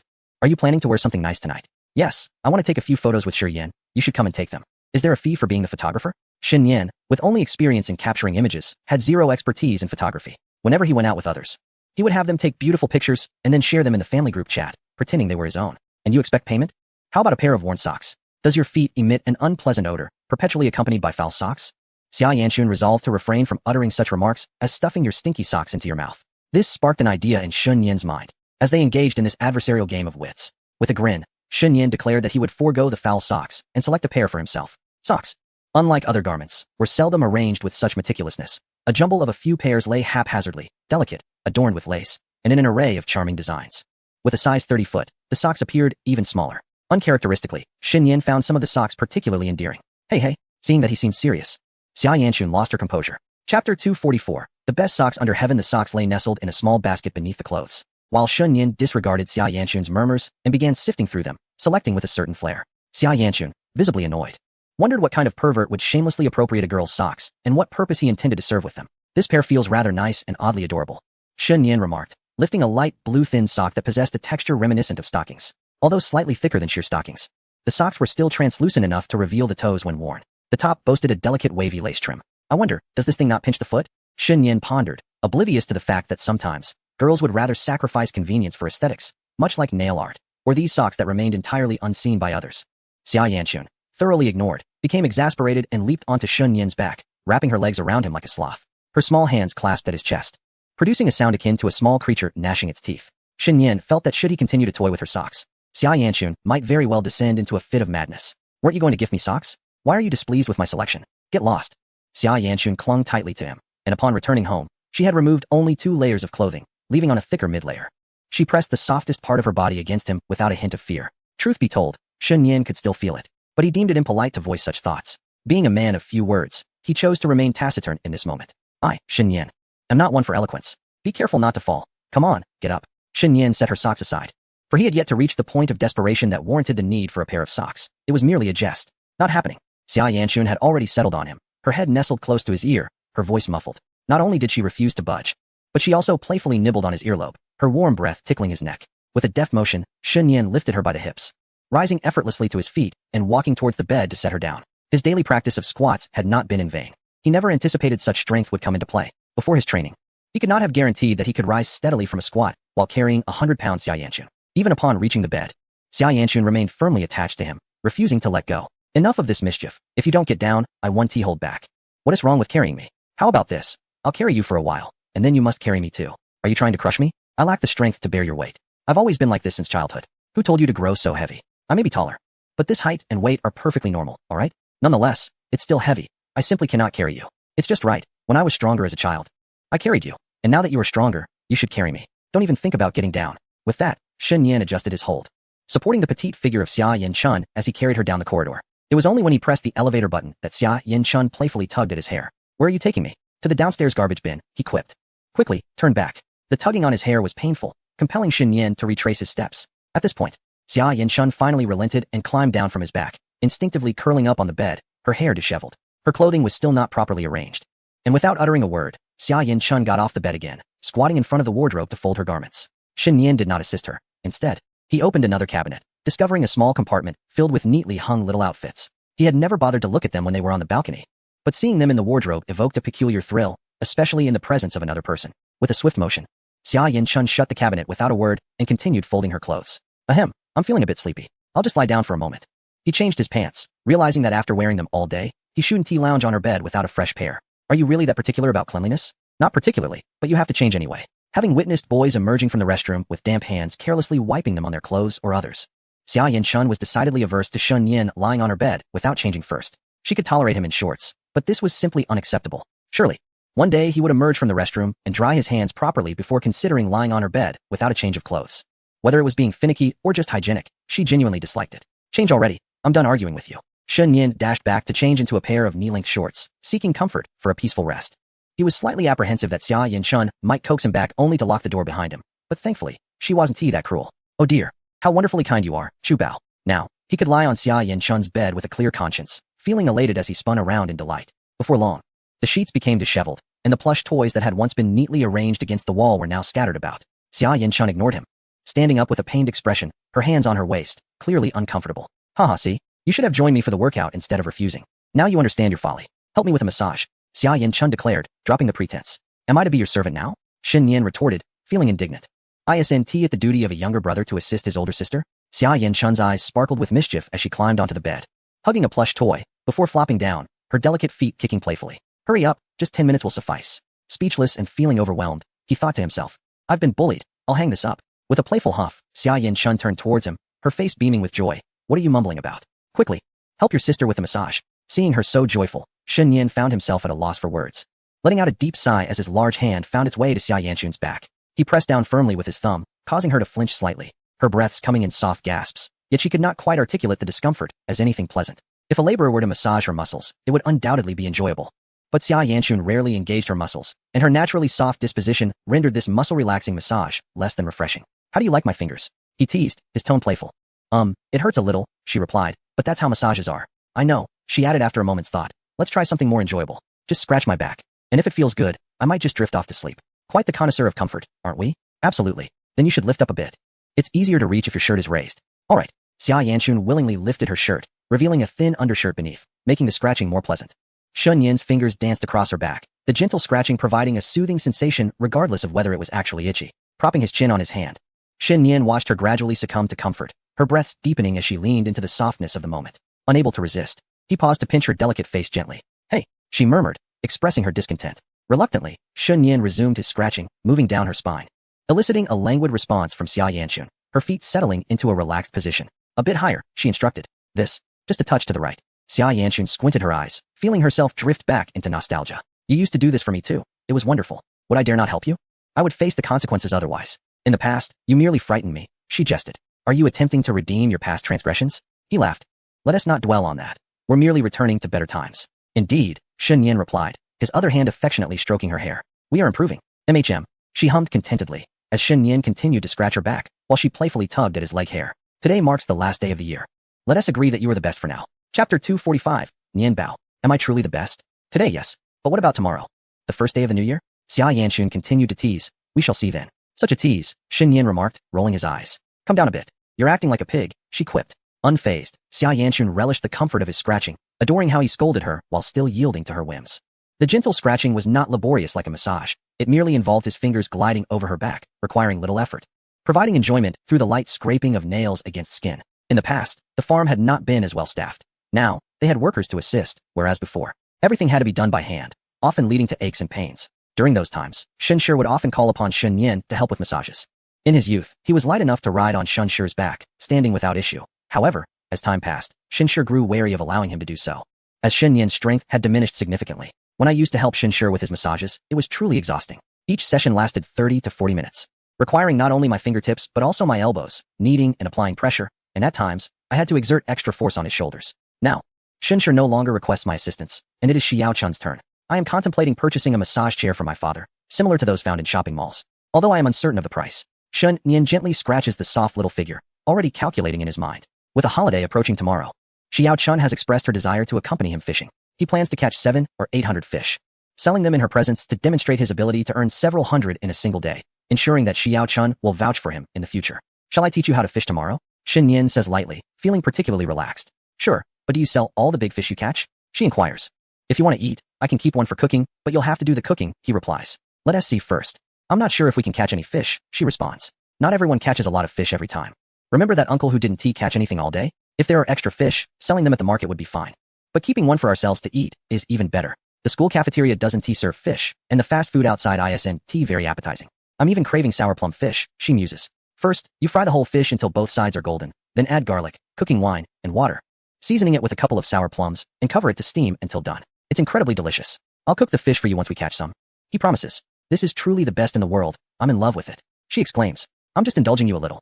It's been a while since I've had it too. Xiao Chun pauses, but your immediate priority is to make me comfortable. Otherwise, I won't indulge you anymore. What will happen if you don't indulge me? He teases. You'll just go back to sleep, she replies. Shen Yan immediately adopts a serious demeanor, realizing the gravity of not being indulged. The burden of life is unbearable. It's certainly better to be indulged. After a moment of enjoyment, Xiao Chun yawns lightly. I'm feeling a bit sleepy. Then go ahead and sleep. I'm feeling a bit tired too. Weren't you just lounging around today? I didn't see you studying in the morning, and you threw an eraser at me, she notes. Are you feeling relaxed after playing? Yes, I'm quite comfortable now. Shen Yan collapses onto the bed with a thud, causing it to shake slightly. Xiao Chun, fearing the bed might collapse under his weight, gently pats his head with her small hand. Shen Yan remains unfazed, covering himself with the blanket and lying flat. You lie on your stomach. I'll scratch your back too. Really? Is there such a delightful thing? Shen Yan responds, now intrigued, tossing off the blanket and lying face down. Cheerfully. After attending to Chun Bao, he now looks forward to being pampered in return. Xiao Chun does not sit up. Instead, she lies on her side, wrapped in the blanket, simply extending her hand towards Shen Yan, using her index finger to scratch his back. It feels rather pleasant. And Shen Yan finally comprehends why Xiao Chun appears so soft and relaxed. Is it comfortable? He asks. Quite. She replies, moving closer to him. Her hand slipping beneath his clothing, gently scratching the skin on his back, methodically attending to every inch. Today is indeed the best day. And she decides to indulge Shen Yan a bit more. After a brief moment of scratching, Xia Yanchun gently pulled down his clothing and adjusted the height of the blanket, ensuring it covered his neck perfectly. Are you asleep? Shen Yan turned, burying his face against Xia Yanchun, nuzzling her gently. Can I take advantage of today's perfect opportunity to steal a kiss while you're sleeping? As long as you don't wake me, it's fine. So, as long as I don't wake you, I can do anything? If you become more shameless, I might just bite you. Ahem, good afternoon, Chunbao. That's rather amusing. You possess the desire but lack the courage. Has the boldness to confess your feelings turned entirely into an appetite? Xia Yanchun nestled into Shun Yan's embrace, relishing the warmth of being close to him, resting her head against his chest. Though it could become uncomfortable after a while, in those initial moments of wakefulness, it was a delightful experience. Just like in their childhood, Shen Yan slept inside while she lay outside, feeling a bit drowsy. She playfully tugged at his collar and gently licked his neck. Shen Yan found himself momentarily stunned, emotions swirling within him. If you keep this up, I won't be able to fall asleep. Then just wait until I'm asleep before you do. I'm afraid I might wake you. So I'll seize the moment to sneak a kiss now. Can you selectively forget this? No. Chunbao, you rascal. Nianbao, you fool. Xia Yanchun straightened her posture, aligning her gaze with Shun Yan's, her little feet lightly resting on his. She moistened her lips in front of his, leaving a trace of warmth. Shun Yan pressed his lips together, the first time hearing Xia Yanchun refer to him as Nianbao, truly a delightful moment. Xia Yanchun leaned in closer, her forehead resting against his, their warmth mingling briefly before retreating. Shyly, she buried her head under the blanket, curling up like a little potato. The city was enveloped in a soft gray light. The wind had ceased its whispers, the streets were devoid of commotion, and the buildings stood silently. Even the treetops remained still. The air was fresh and slightly cool, carrying a serene tranquility that flowed through the streets after the afternoon break. A winter afternoon was perfect for lazily lying in bed. The girl, refreshed from her nap, was vibrant as she lay on her bed, engrossed in her phone, reminding the equally languid figure beside her. Have you taken your leave? I did so earlier. Shen Yan could hardly muster the energy to open his eyes. The room was hushed. Whenever Xia Yanchun fell silent, Shen Yan would rest his hand on her back, gently scratching her. We skipped class and took leave to lie in bed like this. If our parents knew, we'd be in big trouble. If you don't say anything, I want to either. How would they know? Are your parents installing surveillance cameras at your home? Not at all. I just feel uneasy if I don't say something. You have the mindset of a diligent student. It's fine to take more leave. Look at me. I feel nothing at all. It's simply a matter of being accustomed to it. I am distinctly different from you, who intentionally sweats and then takes a cold shower to fake a fever. Xia Yanchun didn't take her eyes off her phone, disdainfully replying. Shen Yan grinned. I'm definitely a model student now. I was referring to the past. Once. You spoke in jest, and now it seems you have metaphorically hurled dung into the air. Depart at once. I command you to rise immediately and return to your own abode. Shen Yan audaciously placed his foot upon Xia Yanchun's thigh, determined to make her aware of the ease of inviting spirits and the difficulty of sending them away. He had no intention of genuinely driving Shen Yan away. Xia Yanchun gathered her blanket and remarked, I shall change my attire shortly. What do you think I should wear? Anything will do, he replied dismissively. Such an attitude is entirely unacceptable. As women, we seek not only assistance but also emotional investment. A lack of interest in even the simple task of choosing an outfit signifies a profound indifference. Alarmed by the antics of a social media influencer, she felt overwhelmed. Enough of this nonsense, she exclaimed, ready to retaliate. Fortunately, Shen Yan was unfazed by pressure. How distasteful, she retorted, expressing her displeasure. Xia Yanchun, in a huff, set her phone down and playfully kicked him twice under the covers. At 4 in the afternoon, Xia Yanchun finally mustered the will to emerge from her cozy cocoon. I need to bathe. You should return home for now. Later, you can fetch some snacks for us to enjoy during the evening gala. Her hands and feet, once warm, began to cool as she opened her wardrobe and selected a basic outfit, retreating into the bathroom. With the New Year's Eve gala approaching, Shen Yan too needed a shower. However, his bathing routine was considerably swifter than hers. He washed his clothes and had them dried by the time he arrived at Xia Yanchun's home, where music still played in the bathroom. After spending 40 minutes in the shower, a duration sufficient for Shen Yan to bathe thrice, Xia Yanchun emerged. Her hair damp and her skin, softened by the warm water, appeared even more delicate, her cheeks adorned with a faint blush. Clad only in her basic attire, she exuded a comfortable air, her pant legs rolled high. How cold it is, she shivered, hastily retreating to her room to don a warm jacket before tossing her discarded clothes into the washing machine. This cycle is so slow, Shen Yan remarked, lounging on the sofa with his legs crossed. It's a hassle to wash my hair, she replied. Yours isn't even long, he countered. Even short hair can be troublesome, Xia Yanchun replied, hands on her hips, lamenting the strain her back endured from bending over for an extended period. Could you help me dry my hair later? Certainly. The hairdryer lay carelessly on the desk. Living alone sometimes left her disinclined to tidy up. When a girl dries her hair alone, holding the dryer aloft for an extended period can be exhausting. Having someone assist is a welcome relief, as it alleviates the burden. Xia Yanchun reclined lazily on the sofa, asking, you know how to use a hairdryer, right? Do you think I look down on anyone? Is there a skill to drying hair? Just afraid you might tug at my hair. That would be quite painful. Would I, with my delicate, Japanese-inspired persona, make such a blunder? I cannot say. And please, refrain from assigning irrelevant labels. You should embody the persona of a carefree, clumsy fool. As Shun Yin playfully tugged at her hair, she urged, hurry up and dry my hair. The damp strands were uncomfortable, and Xia Yanchun looked up, urging him on. Shen Yin tested the airflow before directing the dryer toward her. Her hair, already short, dried swiftly, and soon the once clumped strands began to regain their softness. With a few playfully bouncing up, the warm breeze brushed past her ears, and Xia Yanchun found herself momentarily lost in thought. Since the beginning of the semester, her relationship with Shen Yin had blossomed remarkably. The days of exchanging punches and disdain felt like a distant memory. Shen Yin's movements were gentle, occasionally massaging her scalp or kneading her neck, revealing a softer side that Xia Yanchun could not deny she thoroughly enjoyed. She resolved to ask Shen Yin to help her again next time. As Shen Yin twirled a strand of her hair, it slipped from his fingers once he relaxed his grip. It felt just about right. Xia Yanchun touched her hair and nodded, satisfied. What do you want to eat? I'll order takeout. Just get the same as you, but please order an extra portion of rice. Pig, you eat so much. If I'm not full, I'll take yours. I'll hit you. Dinner consisted of 3 servings of large meat wontons. To prevent Shen Yin from stealing her share, Xia Yanchun had no choice but to order him an extra portion. Given Shen Yin's appetite in the cafeteria, she suspected he could easily devour 3 bowls, while she herself was truly content with just one. Even with a discount voucher, 1 bowl cost 13 yuan, which was not insignificant, but in comparison to Shen Yin's consumption, her portion seemed meager. Is it typical for those who exercise frequently to have such a large appetite? Wouldn't that lead to clogged toilets? Next time, she would take Shen Yin to a buffet and insist he eat until he couldn't return.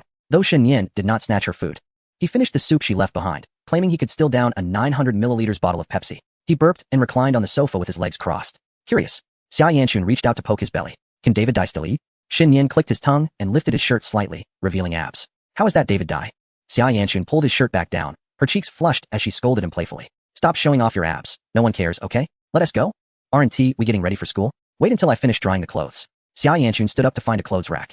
Living alone, she typically waited 2 days to wash her clothes. Sometimes, if the weather was too cold, she would stretch it to 3 days, with only her underwear being an exception that required daily changes. After a brief wait for the washing machine to finish, she loaded her clothes into the drum, moved to the balcony, and pushed aside the clothes that hadn't been collected yet to make room for the wet garments, hanging them one by one.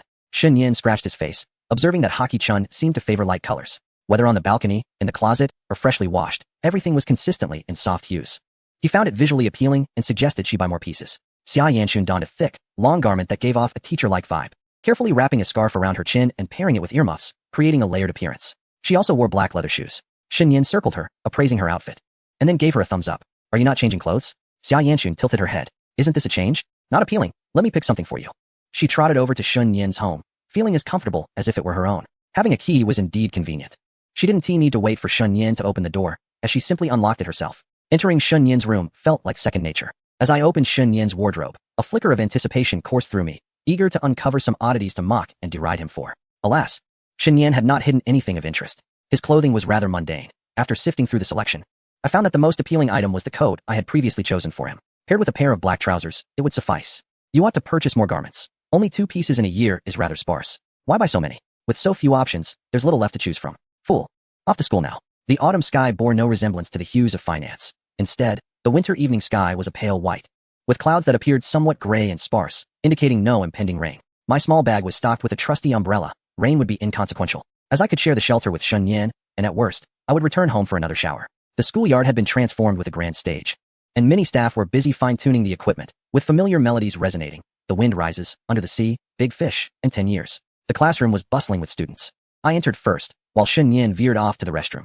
Upon entering, Li Shiyan immediately engaged me in conversation. Xiaochun, what is the matter with you this afternoon? You took a leave without reason. I had a bit of a headache and decided to rest, I replied. Oh, so why did Shen Yin go back with you? He claimed he didn't wish to attend class and decided to return upon seeing me leave, merely being lazy. Li Shiyan nodded, chattering away before dragging me to the small shop for snacks. The two girls had already planned to capture beautiful photos around the school later. Chapter 247. The little one is truly amusing. As Shun Yin emerged from the restroom, he fortuitously encountered me and Li Shiyan. Where are you headed? To the small shop. I muttered. Please bring me a bottle of frozen cola, the Pepsi kind. Thank you, class monitor. Scram. Shin Yin was unperturbed, replying, Thanks, little girl. Li Shiyan exclaimed. Xiaochun, if you want to help him, are you turning your affections elsewhere? What a terrifying creature. Recalling how Shin Yin had previously bought her a bottle of AD calcium, she felt a twinge of guilt for not assisting him this time. After much contemplation, she hung her head and softly replied, All right, I'll help you next time, Shin Yin. If you don't buy it, I'll scold you. Li Shiyan pouted, her annoyance evident as she resolved not to assist Shin Yin. How dare he threaten her? If he truly scolded her, she could simply cover her ears and pretend she hadn't heard. Besides, avoiding Shin Yin would ensure their paths wouldn't cross, making it impossible for him to reprimand her. Her temper flared. Now, even the absence of anyone stepping on her toes was enough to irritate her. I descended the stairs with Li Shiyan, ignoring Shin Yin. How infuriating. Xiaochun, can't you find an opportunity to slap Shin Yin? Descending to the elevated level, Li Shiyan, filled with indignation, clenched her small fists and declared, I shall deliver a couple of punches for your sake. However, she hesitated slightly, pondering. Didn't you mention that you often engage in brawls? If you strike him, will he retaliate against you? Considering his considerable size, he should feel somewhat embarrassed to strike a girl. Any aggression would likely be merely for show. Yet, individuals like Shin Yin cannot be judged by conventional standards, so it is wise to proceed with caution. She needed to clarify the situation. If Xiaochun inadvertently revealed her involvement, dire consequences would ensue. I used to, but not anymore. Came the response. That is reassuring. Just remember to exert some force. With that, Li Shiyan felt a wave of relief wash over her. I must emphasize that you urged me to do this. Perhaps it would be best to refrain from striking. Her confidence wavered again. No. It is essential to do so. I have grown to dislike you. Xiaoyan Shun's eyes twinkled as she playfully tugged her hand towards the convenience store. It is truly delightful to tease the little one. Understanding Shin Yin, surpassing Shin Yin. Upon returning to the classroom, Shin Yin, with a stern expression, patted Chen Dong on the shoulder. What is up? Chen Dong, puzzled, turned around, surprised by Shin Yin's demeanor, wondering what had transpired. Nothing much. Chen Dong, belatedly realizing the situation, muttered, Damn, it's really cold today. Mom Ming Fan, shivering, entered and glanced back, exclaiming, Oh, is that you, Niange? Why did you take leave with the class monitor this afternoon? The thought of the class monitor enjoying a leisurely nap while he was not filled him with discomfort. Why should she be allowed to indulge while he could not? Thus, he too took a leave, reasoning that attending class was futile and a nap would be far more beneficial. So achieving a score above 700 renders attending class unnecessary? Damn, had I known, I wouldn't have asked. Mom Mingfan's expression soured. He had intended to jest, but Shin Yin had already delivered a retort, leaving him at a loss for words. Is boasting about a score of 700 truly acceptable? Indeed it is. Were Mom Mingfan to score 700, he would surely trumpet the news throughout the village. Alas, he lacked such prowess. 600 was commendable enough, and he was content. Soon, Xiaoyan Shun and Li Shiyan returned. Here, she said, placing a bottle of Pepsi on Shin Yin's desk, having bought it for him. The frequency of his soda consumption had significantly diminished, and indulging occasionally posed no issue. I thought you truly wouldn't buy it for me, Shin Yin grinned. I initially had no intention of purchasing it, but upon seeing your plight, I couldn't bring myself to refuse. Xiaoyan Shun had already settled back into her seat, uninterested in Shin Yin. 10 seconds later, an eraser struck her head. Have you become addicted to playing? Forget it. The number one rule is to overlook such things, indulging Shin Yin. Chapter 248. Go play your three kingdoms. The winter sky darkens swiftly. As night falls, beams of light emanate from the playground. Shin Yin, seated by the window, observed the vibrant, colorful lights distinctly, and upon opening the window, he felt not only the chill of the wind, but also the tunes blaring from the loudspeakers. Prepare to enjoy the New Year's Eve celebration. Now let us distribute the mobile phones. Class monitor, please handle the snacks. Tsukashi stood at the podium, systematically handing out a box of mobile phones to students who had submitted theirs, inviting them to retrieve their devices in small groups. At every such soiree or event, it is customary for the class entertainment committee or class leader to utilize the class funds to procure some candies or snacks from the nearby convenience store for distribution among everyone. This occasion was no exception. They received 2 pieces of candy and a pack of puffed snacks, specifically the kind that costs 3 yuan and 50 cents per bag. However, the quantities were quite meager. This was also the reason why Li Shiyan insisted on taking Xia Yanchun to the convenience store. Shin Yin still had a few snacks he had purchased earlier on the way out with Xia Yanchun, having bought only a minimal amount. As his backpack already contained a considerable stash, the event did not assign seats, allowing students to choose their own chairs, as long as the overall arrangement remained orderly. The seating was essentially a matter of personal preference, even if there was a distinction between male and female seating. Couples wishing to sit together always devised a way to do so, by having others occupy the seats first and later feigning tardiness due to an inability to find a place, thus settling together at the back. Xia Yanchun seated herself in the middle section, while Shin Yin positioned himself at the rear, where Tsukashi and several teachers were patrolling. Albeit not with the intention of reprimanding anyone, Shin Yin preferred to maintain a semblance of discretion. Despite his willingness, Xia Yanchun would likely feel differently, being rather shy and easily embarrassed. If they were to sit together, they might treat it as a mere coincidence. exchanging a few casual remarks before each retreating into their own worlds. It is noteworthy that the New Year's party did not impose restrictions on students' freedom of movement. Those who wished to watch could do so, while others could entertain themselves with their mobile phones. For those uninterested in either, it was perfectly acceptable to concoct an excuse to leave the group, marking a peculiar holiday where one could not leave the school premises or return to the dormitory. Ma Mingfan sat behind Shen Yan, poking his head out to say, Shen Yan, let us not watch the program. Let us play Naruto instead. Download it again and join me. I'll play Three Kingdoms Kill. Care to join? Shen Yan replied with a smile. In that case, if you download Naruto, I'll give Three Kingdoms Kill a bad review. Scram, go play with your head elsewhere. Has your will of fire truly vanished? Ma Mingfan asked with a serious expression. I sold it to recharge for Three Kingdoms Kill. Which one do you want to hear about? Shen Yan mused. Oh. Ma Mingfan sighed heavily. Had I known, I wouldn't have been so insistent on patting your head during the sports meet. I've unwittingly buried your will of fire. What can I say now? I'm just kidding. I'm not remorseful at all. What kind of will of fire can be so easily defeated? Go play your Three Kingdoms Kill. I'm already battling in the arena. At that moment, Liang Jing appeared from nowhere, shaking her phone that had already opened Minecraft. Wanna play? Wait, I wanna play a few rounds of Naruto. I haven't played in a week. Oh, Liang Jing crouched next to Ma Mingfan, observing for a while, utterly perplexed as to why a game featuring two tiny characters on a screen hurling skills at each other was appealing. Unable to comprehend it, Liang Jing pulled 2 Alpen chocolates from her pocket, purchased with class funds. Have you finished the puffed snacks? I'm not particularly fond of sweets.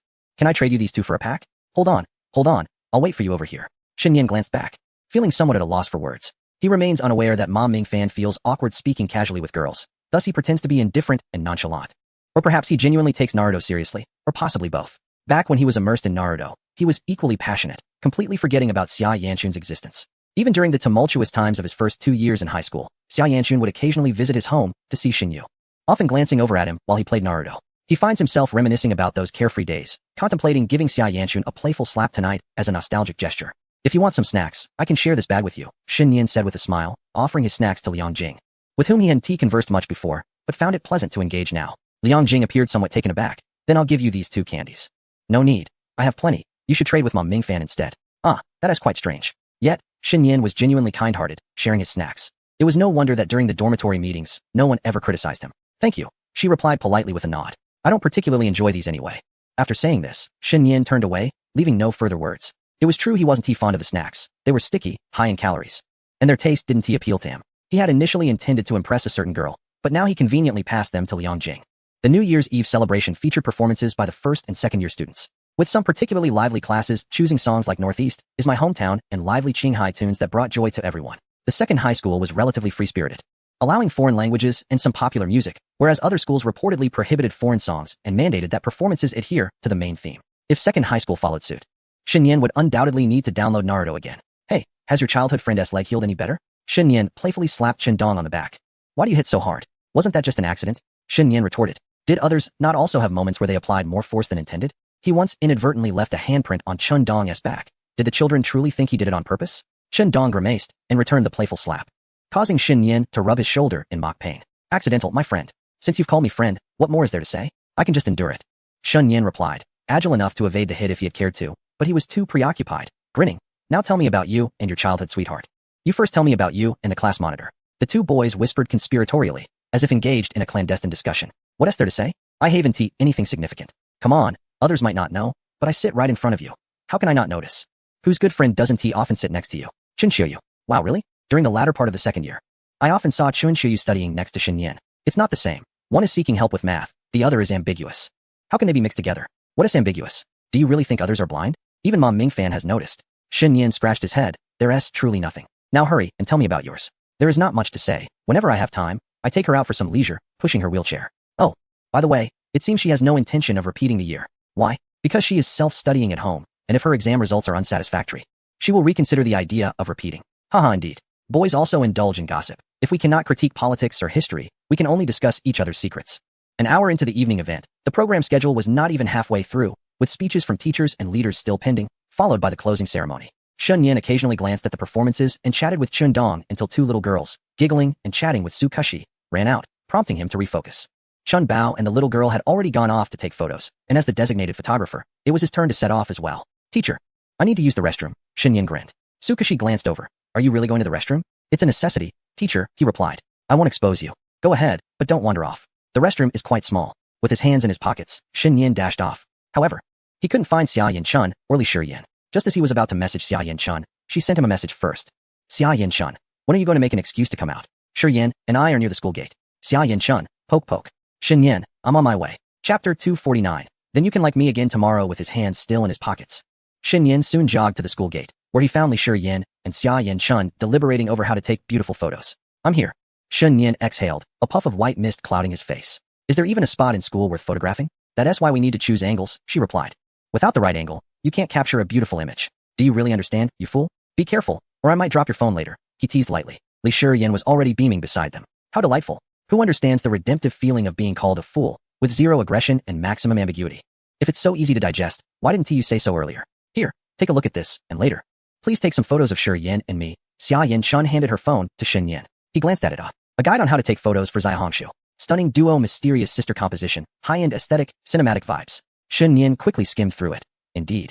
It was a very serious photo guide, with each angle meticulously analyzed and illustrated for clarity, truly impressive. It even detailed poses, angles, and lighting. Unfortunately, the school lacked diverse settings, offering limited options to choose from. Let us take a picture here first, then we can head to the bamboo grove. And the campus wall near the Dashur building is also a good spot, Xia Yan Chun murmured, guiding Li Shi Yan into poses. The style was simple yet elegant, particularly when both girls were undeniably attractive. Since it was merely a record of life, there wasn't a need for excessive pretentiousness. Shen Yan found an angle based on the example images and casually snapped several pictures. Afterward, he presented them to Xia Yan Chun and Li Shi Yan for review. Each image scrutinized for quite some time. Shen Yan scratched his head, pondering, how's it going? Not too bad, right? Quite good, replied Xia Yan Chun, nodding in agreement, with Li Shi Yan mimicking her subtle gestures. Can you take a picture of me and Shen Yan? Oh, of course, Li Shi Yan eagerly nodded, glancing at Shen Yan and extending her small hand. Should I use the phone too? Shen Yan handed the phone to Xia Yan Chun. Go on, snap away. You hardly take any pictures. You should capture more, you know? Alright. Shen Yan turned to Li Shi Yan. Make sure it looks good. If it's a nice shot, there's no reward, but if it turns out poorly, there will be consequences. Oh, Li Shi Yan felt a tinge of grievance, but chose to remain silent. Her photography skills were undoubtedly superior to Shen Yan's. Girls generally exhibited more patience and attention to detail in everyday photography than boys. Unsure of how to pose, Shen Yan resorted to making a peace sign. However, with the peace sign on display, no matter the pose or expression, it felt rather off. Xia Yan Chun puffed her cheeks and stepped in front of Shen Yan, pressing down on his hand to hide the gesture. You might as well not do the peace sign, just stand there. Like this? Shen Yan adopted a serious demeanor. Are you here to cause trouble? Now, smile more naturally. Yes, hold that smile. Oh no, you've changed again. Do you believe I'll tap you? This looks quite good, ready? Once Xia Yan Chun adjusted Shen Yan, she immediately stood beside him, hands behind her back, tilting her head slightly, allowing her hair to cascade down, and then made a very natural peace sign. Only after confirming that Li Shi Yan had finished taking the picture did Shen Yan begin to tease. Aren't you also making a peace sign? Yours looks foolish. Mine appears quite natural, wouldn't you agree? Li Shi Yan nodded emphatically, acknowledging that posing for pictures indeed required finesse. If the subject appeared unnatural, no amount of effort would yield a pleasing result. After Xia Yan Chun's adjustments, Shen Yan emerged looking quite decent. Unsure of what to say, Shen Yan complied with their wishes, snapping photos of the two girls. After they were done, they insisted on taking pictures with him as well.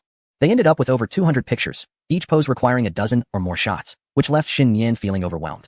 He struggled to find 100 pictures on his phone, as they were mostly screenshots.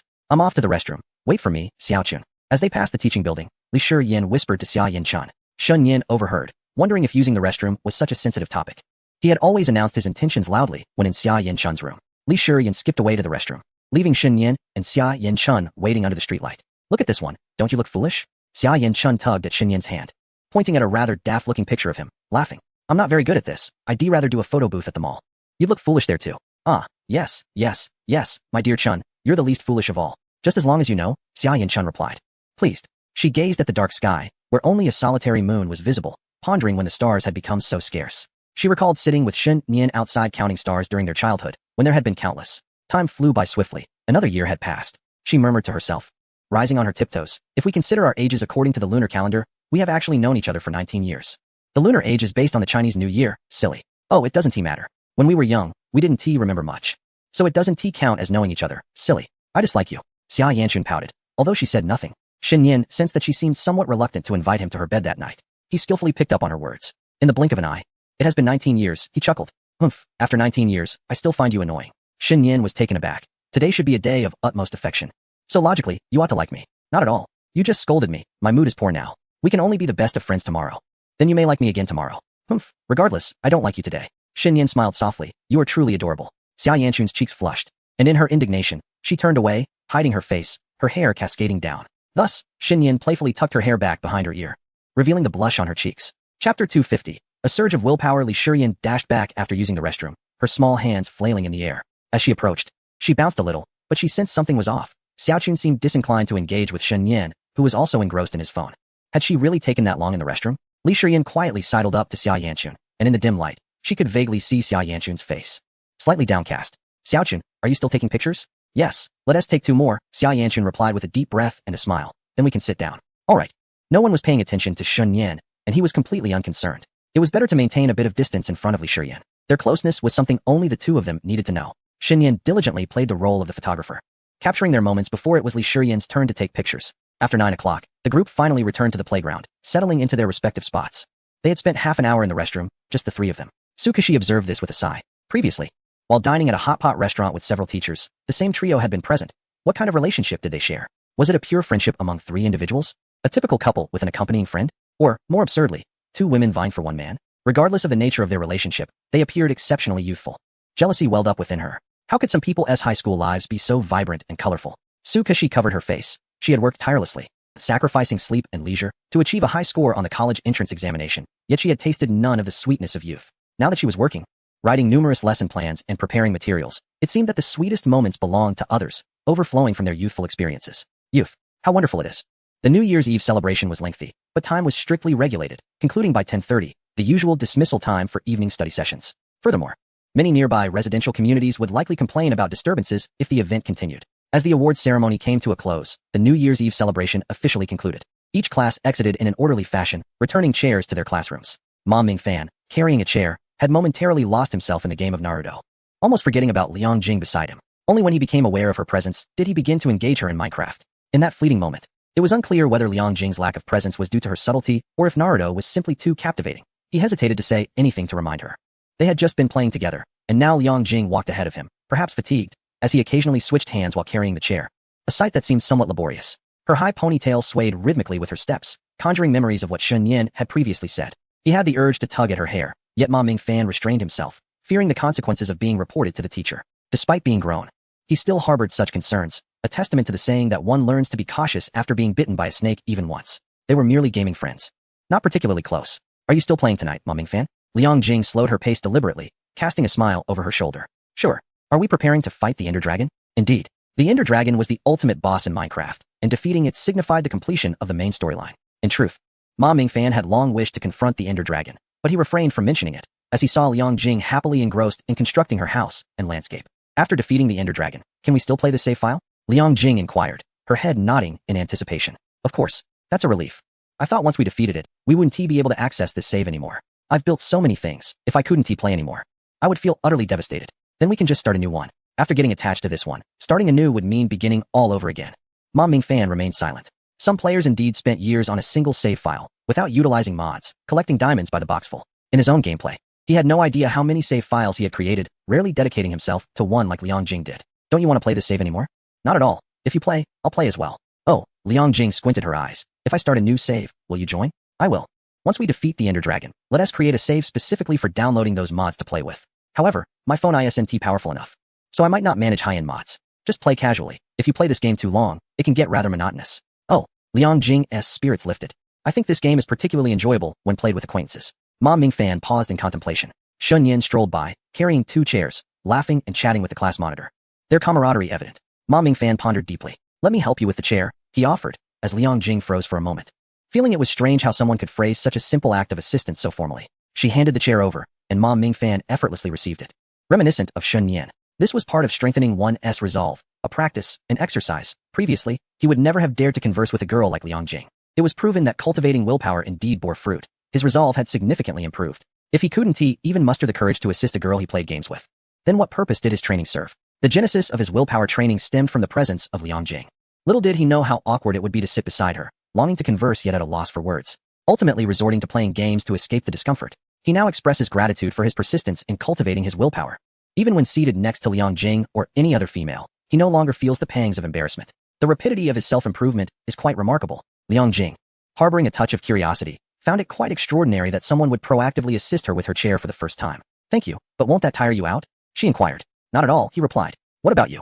Ma Mingfan cleared his throat, took a deep breath, and in a lowering tone, asked, May I touch your hair? Liang Jing paused, stepping slightly closer. What do you mean? I just wish to touch your hair, he stated, emboldened by his willpower. Despite the possibility of rejection, he resolved to accept it with grace, knowing that it would merely result in the loss of a gaming companion. Liang Jing appeared puzzled. Why do you want to touch my hair? Familiarity. I simply wish to feel it, he replied. However, his once burgeoning confidence began to wane. That reason seems rather peculiar. Liang Jing remarked, twirling her hair absent-mindedly. It's permissible, but you must provide me with a proper justification. Having gained her consent, Ma Mingfan's confidence surged once more. This is merely a mental battle, he asserted, subsequently narrating an incident from his elementary school days when, out of mischief, he had tugged on the hair of an unfamiliar girl, only to be reprimanded by a teacher for disrespecting young ladies.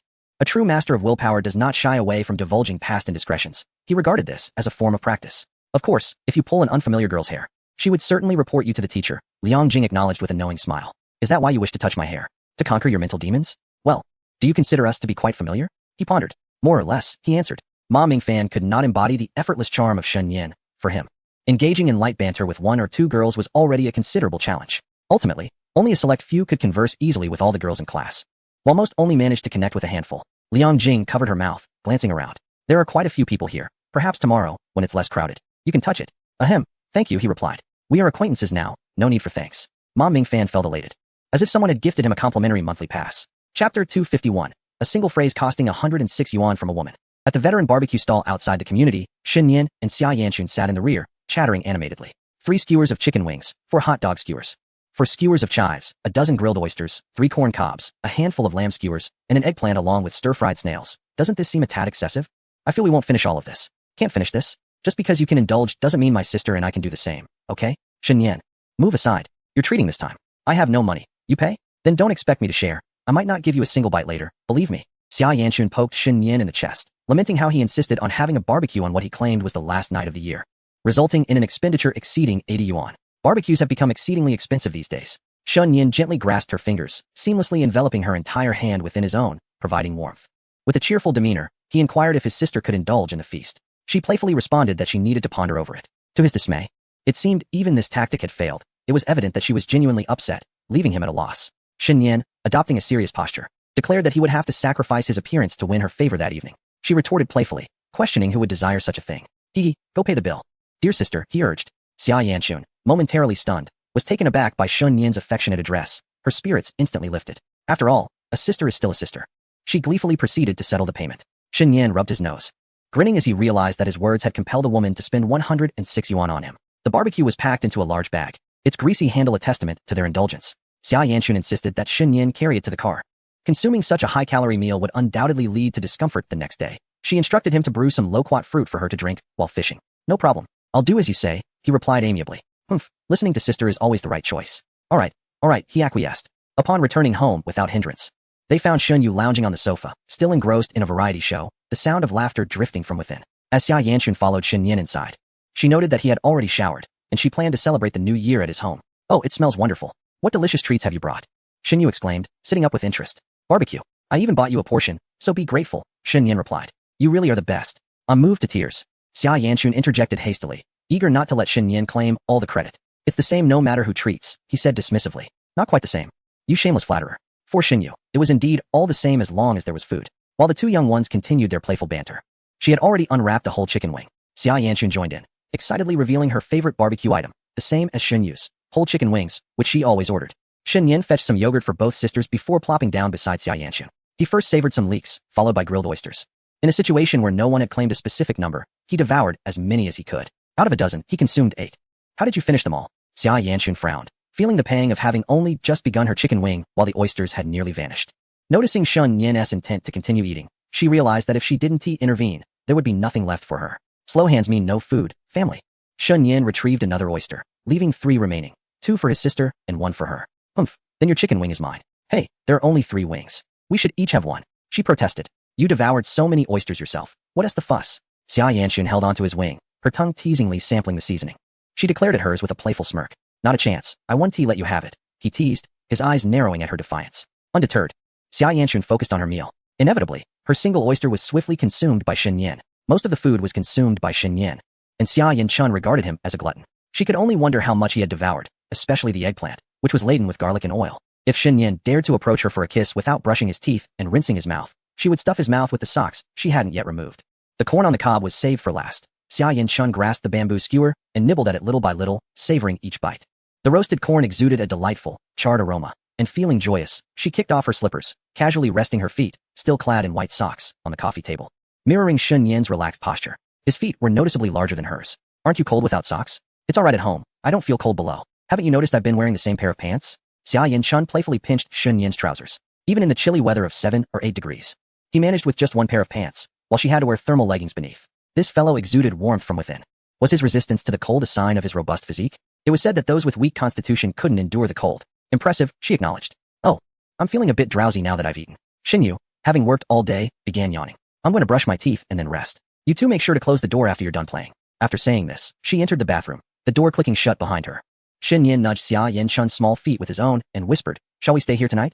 Xia Yanchun bit her lip, her small hands slipping into her pockets, her toes curling on the coffee table as she playfully scratched Shen Yin's foot through her socks. She nodded slightly, softly blowing into his ear, "I'll go brush my teeth first." Shen Yin also needed to brush his teeth after consuming such a medley of food. He couldn't imagine how foul his breath would be in the morning without it. After Shen Yu finished brushing her teeth, she returned to her room. It was nearly midnight when Shun Yin finally awaited Xia Yanchun, who tiptoed over. "Why did that take so long?" "I washed my feet." The girl, freshly rinsed, spoke with a faint hint of lemon and mint, an unexpectedly pleasant scent. Shen Yin glanced at his sister's closed bedroom door, his mind racing. He quickly cupped Xia Yanchun's soft, cool face and planted a swift kiss on her lips. It tasted of lemon. Xia Yanchun's eyes sparkled, and a small flower blossomed in her heart, emitting a fragrance akin to that of jasmine, reminiscent of Shun Yin's lips. Xia Yanchun made a shushing gesture, akin to tomcat, as she slipped into Shun Yin's room. He followed closely behind, their movements hushed. Xia Yanchun's overnight stay was a secret that must remain from Shunyu. Although Shunyu had returned to her room, she was undoubtedly lying there, engrossed in her phone. Only a miracle would allow someone to fall asleep immediately after entering their room. Even someone as diligent as Shun Yin took time to read. This was not her first night staying over at Shun Yin's. Xia Yanchun felt completely at ease, swiftly climbing onto the bed, her small hands fluffing the pillow until it was just right. Then she nestled down comfortably. She sprawled across the blanket, claiming every corner for herself, showing no intention of sharing it with Shun Yin. "Move in a bit." "I won't. You sleep inside." Xia Yanchun shifted slightly to grant Shun Yin a position against the wall. Typically, adults would sleep outside while the children occupied the inner space. Thus, it was only natural for Shun Yin, being the younger sibling, to rest inside. Oblivious to her subtle intentions, Shun Yin thought it inconsequential where he slept, though he lamented the inability to nudge Xia Yanchun closer to the wall. "Happy New Year," he murmured, as he settled down. The gentle touch of the girl's small hand crept around his neck. Shun Yin's Adam's apple instinctively bobbed as he drew closer, the delightful fragrance of chunbao wafting towards him, stirring emotions within his heart. How vexing that it was the second soul skill, enchantment. "You too, what would you like to eat tomorrow? I shall prepare something delicious for you." "No, I wish to sleep in late and skip breakfast." Xia Yanchun snuggled closer to Shun Yin's hand, inquiring, "By the way, what time does your sister usually wake up? I fear that Sister Xinyu might rise before dawn." "Rest assured, I shall wake you before noon. Then I'll secretly tell her to get up early, and we can share the spoils. In that case, I shall keep watch over you all night. The moment you touch your phone, I will punch you." As Xia Yanchun lay outside, her gaze caught the hair tie resting on her desk. She rose to retrieve it, ignoring Shin Yin's words, and instead grasped his hand, adorning his wrist with the hair tie that he had previously taken from her. "You are not to remove it tonight. Not again. I want to sleep. I'll make you wake up again to sleep some more." Xia Yanchun, unfazed, playfully dove into Shun Yin's embrace, rubbing her cheek against his neck. The way she behaved around someone she liked only intensified Shun Yin's unease. He bared his teeth, pulling Xia Yanchun's shoulders away from him. "You are far too mischievous." With her eyebrows raised, Xia Yanchun met Shun Yin's somewhat awkward gaze, her joy palpable. "You're blushing. Be quiet." Shun Yin felt embarrassed, suspecting her actions were intentional. "No, I merely wished to embrace you for a moment. Who knew you would react this way?" "Oh, please, I can see right through you. Do you need to go to the bathroom? Get lost." Shun Yin's expression soured as he felt thoroughly bested, entirely at the mercy of Chunbao.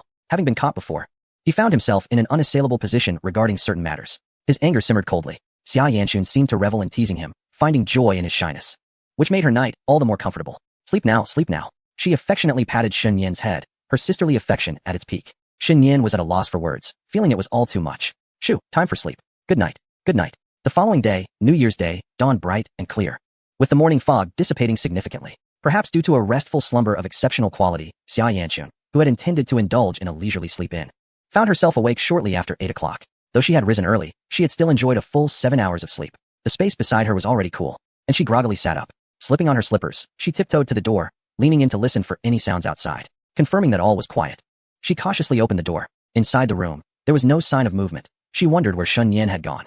Xia Yanchun returned to her home and sent a message to Shin Yin on her phone. "Xia Yanchun, have you fallen into the cesspool?"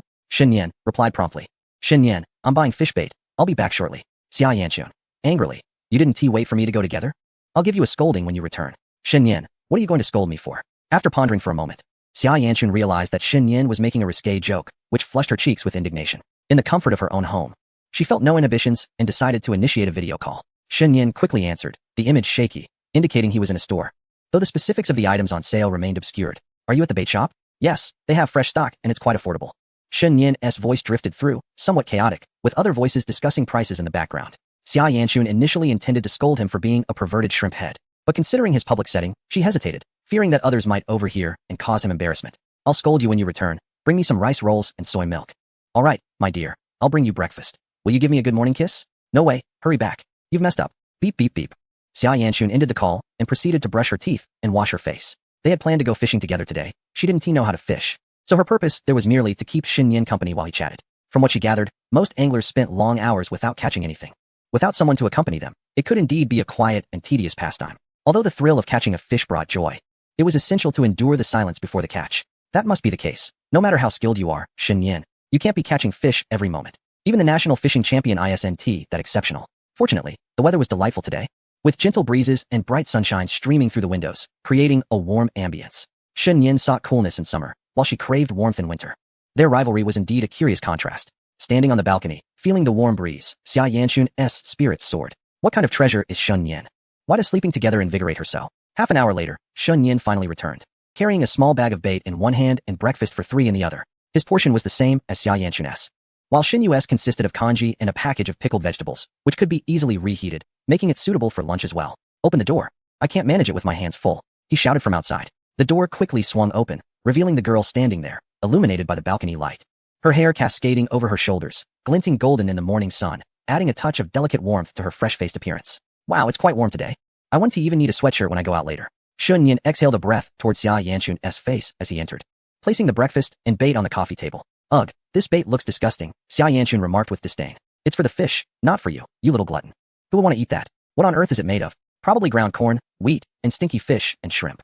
If I don't buy this, I'd have to dig for worms or buy dried shrimp. In a moment, you will still need to use your hands. So I'll prepare some water in a plastic bottle for your convenience. Chuan Bao, your thoughtfulness truly moves me to tears. After all, I am your sister. Xia Yanchuan searched high and low for unwanted bottles, scouring the entire house before finally discovering one in the storage room, making do with it. Let us have breakfast first. Do not trouble yourself any further. Shen Yin helped her open the rice rolls, and the sauce poured all over. Here it comes. Here it comes.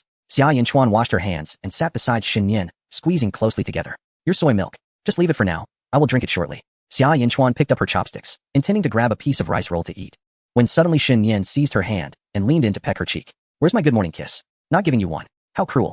Is today not the best day ever? You're not keeping your word, are you? That doesn't mean that just because you want something, I must provide it. Every day it's just kisses and hugs. Can't you aspire to something greater? I fear that if I say something ambitious, you might hit me. Go away. Go away. I'm at my wit's end with you. Xia Yanchuan tugged at his ear. And what was that message you sent earlier?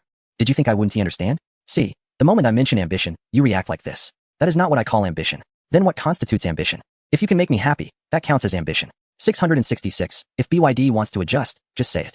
Shen Yin pressed his forehead against hers. And as soon as his words fell, he enveloped Xia Yanchuan, leaving her unable to form complete sentences. Xia Yanchuan was somewhat passive, murmuring softly as she reluctantly accepted Shen Yin's affectionate gestures. This time, he did not lower himself to plead. In Chapter 2 of XDM, it got stuck again. Chapter 253, the art of fishing no longer exists.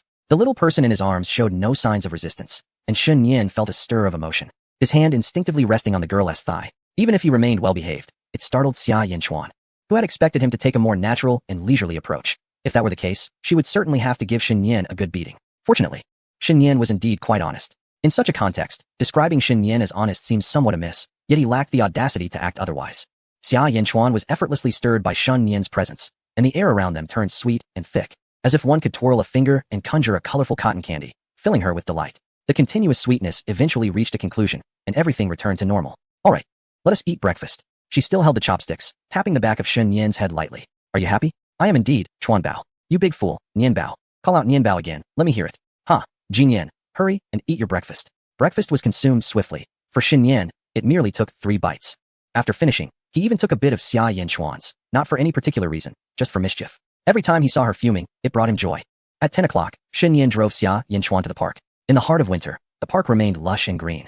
Though the sidewalks were strewn with fallen leaves, each step producing the crisp sound of crunching foliage, causing the cleaning lady to shake her head in disapproval. The temperature by the riverside is slightly cooler than outside, yet the sun is shining, prompting Xia Yanchun to unzip her jacket, feeling the warmth in her hands and feet. Sunbathing in winter is indeed a delightful experience. Shun Yin glanced around, perplexed, noting that the uncle they had seen during their first fishing trip had not arrived. Who? The uncle we first encountered while fishing. He used to come every day. Perhaps now that the temperatures have dropped and the fish are scarce, he has grown reluctant to venture out. Oh, Xia Yanchun suddenly recalled. Is he the one with the medals, the Air Force uncle? Yes, indeed. He is Chun Xiuyu's father. Huh, how do you know? Xia Yanchun was astonished, realizing how small the world truly is. Xin Yan, while organizing his fishing rod, muttered, I have him on WeChat. I saw some pictures on his moments, and he was also present at the parent-teacher meeting. Oh, what a coincidence. Too bad he didn't come, Xin Yan sighed, lamenting that without the uncle's presence, the joy of fishing would be diminished. Did you know? The thrill of catching a big fish in front of other fishermen who haven't had any luck surpasses even the exhilaration of winning 2,000 in the lottery. The number of fishermen had dwindled, leaving only a few scattered about, none of whom appeared particularly promising. Uncle, I miss you. Life without you has been rather challenging. Just then, an electric bike slowly approached, stopping not far from Xin Yan. A familiar height, a familiar face, a familiar bucket, and a familiar bench. It's you. Shen Guangming, having just arrived, felt a shiver as he unexpectedly thought of that impressive young fisherman. Haha, that kid is a senior. He should be either sleeping or gaming at this hour. It's been months since I've seen him here. Such talent, yet he seems to have a fleeting passion. What a pity. Uncle, fishing, huh? Long time no see, Xin Yan said, walking over. I thought the fishing uncle had really stopped coming. Turns out he just arrived late. Probably after a lie-in. Had I known, I wouldn't have bought any bait and would have simply relied on the uncles. Chun Guangming glanced at the overly familiar Xin Yan, then at Xia Yanchun who had followed him, feeling a momentary shock. Indeed, it has been a while.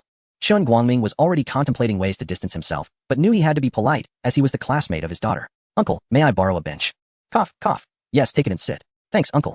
Are you going to prepare a fishing spot? You're not planning to mooch off my spot, are you? No. Young brother, you've become a bit too familiar, haven't you? We only had one financial transaction, and now you expect to share my spot? Not yet. I feel this place isn't ideal. I'll choose a better spot later to set up. Okay, thanks, uncle. I'll return the bench shortly. No problem, no problem. Chun Guangming had no intention of appearing stingy, but circumstances dictated otherwise. Fortunately, Xin Yan did not press on about using his fishing spot. After borrowing the bench, Xin Yan returned, spreading it open. You can sit and play on your phone while I catch a few big fish. Later, you can treat us at the market. Sure. I'll see how many you can catch, Xia Yanchun replied, sipping her soy milk, the warm sun casting a glow on her fluffy hair. Xin Yan smiled lightly, attaching bait to the fishing hook, and without even casting the rod, simply placed it into the water. The fish exhibited low activity, and without baiting the spot, combined with a randomly chosen location and continuous chatter, it would indeed be a miracle to catch anything. Chun Guangming watched in disbelief, pondering how this inexperienced child could possibly catch a fish. After 5 minutes of fruitless waiting, Shun Yan began to suspect he might end up empty-handed. Fortunately, a fish took the bait. A small fish, about the length of an arm, surfaced briefly, and without any resistance, it was hooked, offering its only display of defiance by flipping over before being reeled in by Xin Yan. Xia Yanchun, observing from the side, tilted her head in curiosity, her small mouth agape, wondering why the fish wasn't swimming away. In fishing videos, the fish are always shown being played until they tire out. This particular fish seemed to embody a spirit of complacency, lacking the will to strive, destined to be relegated to the cutting board of another. Leaving Xin Yan to ponder the implications of fishing. I am here to accompany you, not to engage in reading comprehension, he said with a gentle smile, playfully pinching Xia Yanchun's soft cheek. Chun Guangming, contemplating the sizable fish in Shun Yan's bucket, came to a realization. I see now. The art of fishing seems to have transformed.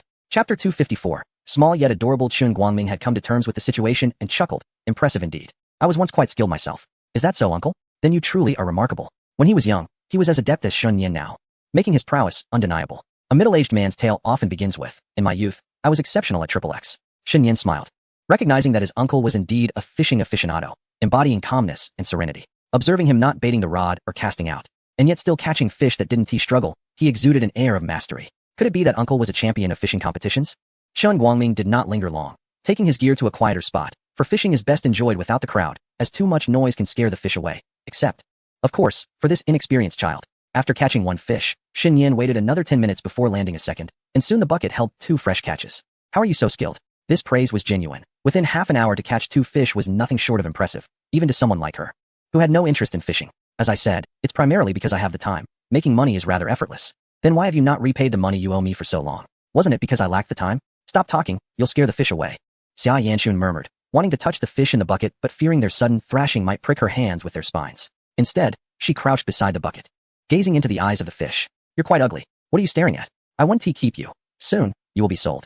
In her mind, Xia Yanchun had a silent competition with the fish, darting off to find a stick to play with them. How much do you think these 2 might sell for? I'm not sure, Xin Yan admitted. I don't have a scale, they're priced roughly based on estimation. If someone buys, great. If not, the price drops. If they can't be sold at all, I'll sell them at a bargain to the stall owners at the fish market. Some will buy at a lower price. I see. Xia Yanchun rephrased her inquiry. Then how much can you typically sell in a day? 400 to 500.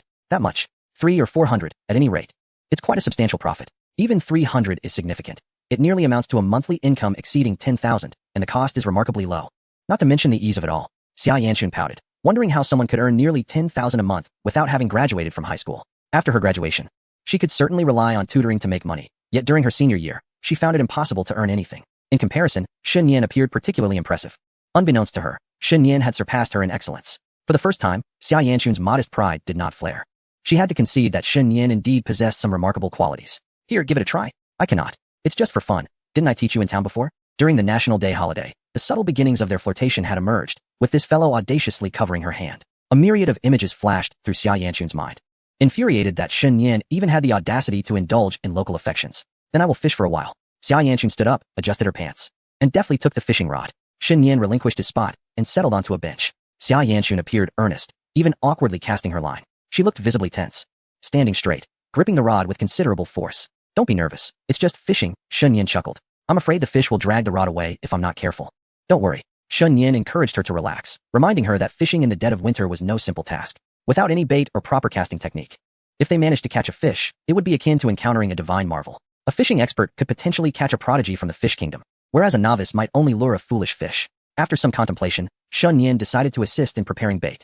It would be best if they could catch a fish, allowing Xia Yanchun to experience the thrill of reeling one in. Once everything was set, he sat beside her, engrossed in his phone, leaving their success to fate. Will we really catch a fish? Xia Yanchun complained after standing for 7 or 8 minutes.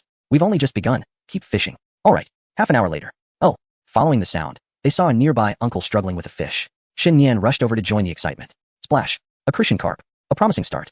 After catching the fish, Chen Guangming couldn't contain his joy, quickly placing it into a bucket. Well done, uncle. Haha, just luck, nothing compared to your skills. I've certainly lost my touch since the old days. Chen Guangming had a scale handy, weighing the fish for a moment. 1 pound of crucian carp. Not bad. It is well known that catching a wild crucian carp weighing over a pound is a feat to boast about for days. While the novice was still in disbelief, Chen Guangming was already taking photos to share with friends online. A pound of crucian carp isn't impressive enough. It should be 1 pound 4 ounces. Shen Yan. I think I might have caught one too. Just as Shen Yan was about to express his admiration, Xia Yanchun's voice reached him, prompting him to hurry back. To his surprise, Xia Yanchun had indeed hooked a fish. Could it be that the beginner's luck was still with her? However, it didn't seem like a large fish. Xia Yanchun managed to reel it in, but the commotion in the water was minimal. Shen Yan, help me. Xia Yanchun was flustered, gripping the rod with more strength than she applied to reeling it in, tiring herself out in the process. Shen Yan did not assist her, merely murmuring from the side. You can reel it in. Just pull the rod directly. Yes, just like that. Xia Yanchun summoned all her strength, and with a splash, the fish leapt out. It was a tiny fish, no bigger than 2 fingers. Oh my, I've caught a giant. Get lost. Xia Yanchun blushed, embarrassed by the minuscule catch. If she had known it would be this easy, she wouldn't have called Shen Yan for help. She felt she had embarrassed herself. Carefully, Xia Yanchun extracted the little fish, cradling it in her palm, her gaze somewhat fierce. The fish wiggled in her hand, nearly escaping. Will it be safe in the bucket? I mean, it shouldn't be eaten, right? Although, being so small, perhaps we should just release it. Not a chance. A fish is still a fish, and this is my very first catch. Indeed. Shen Yan chuckled.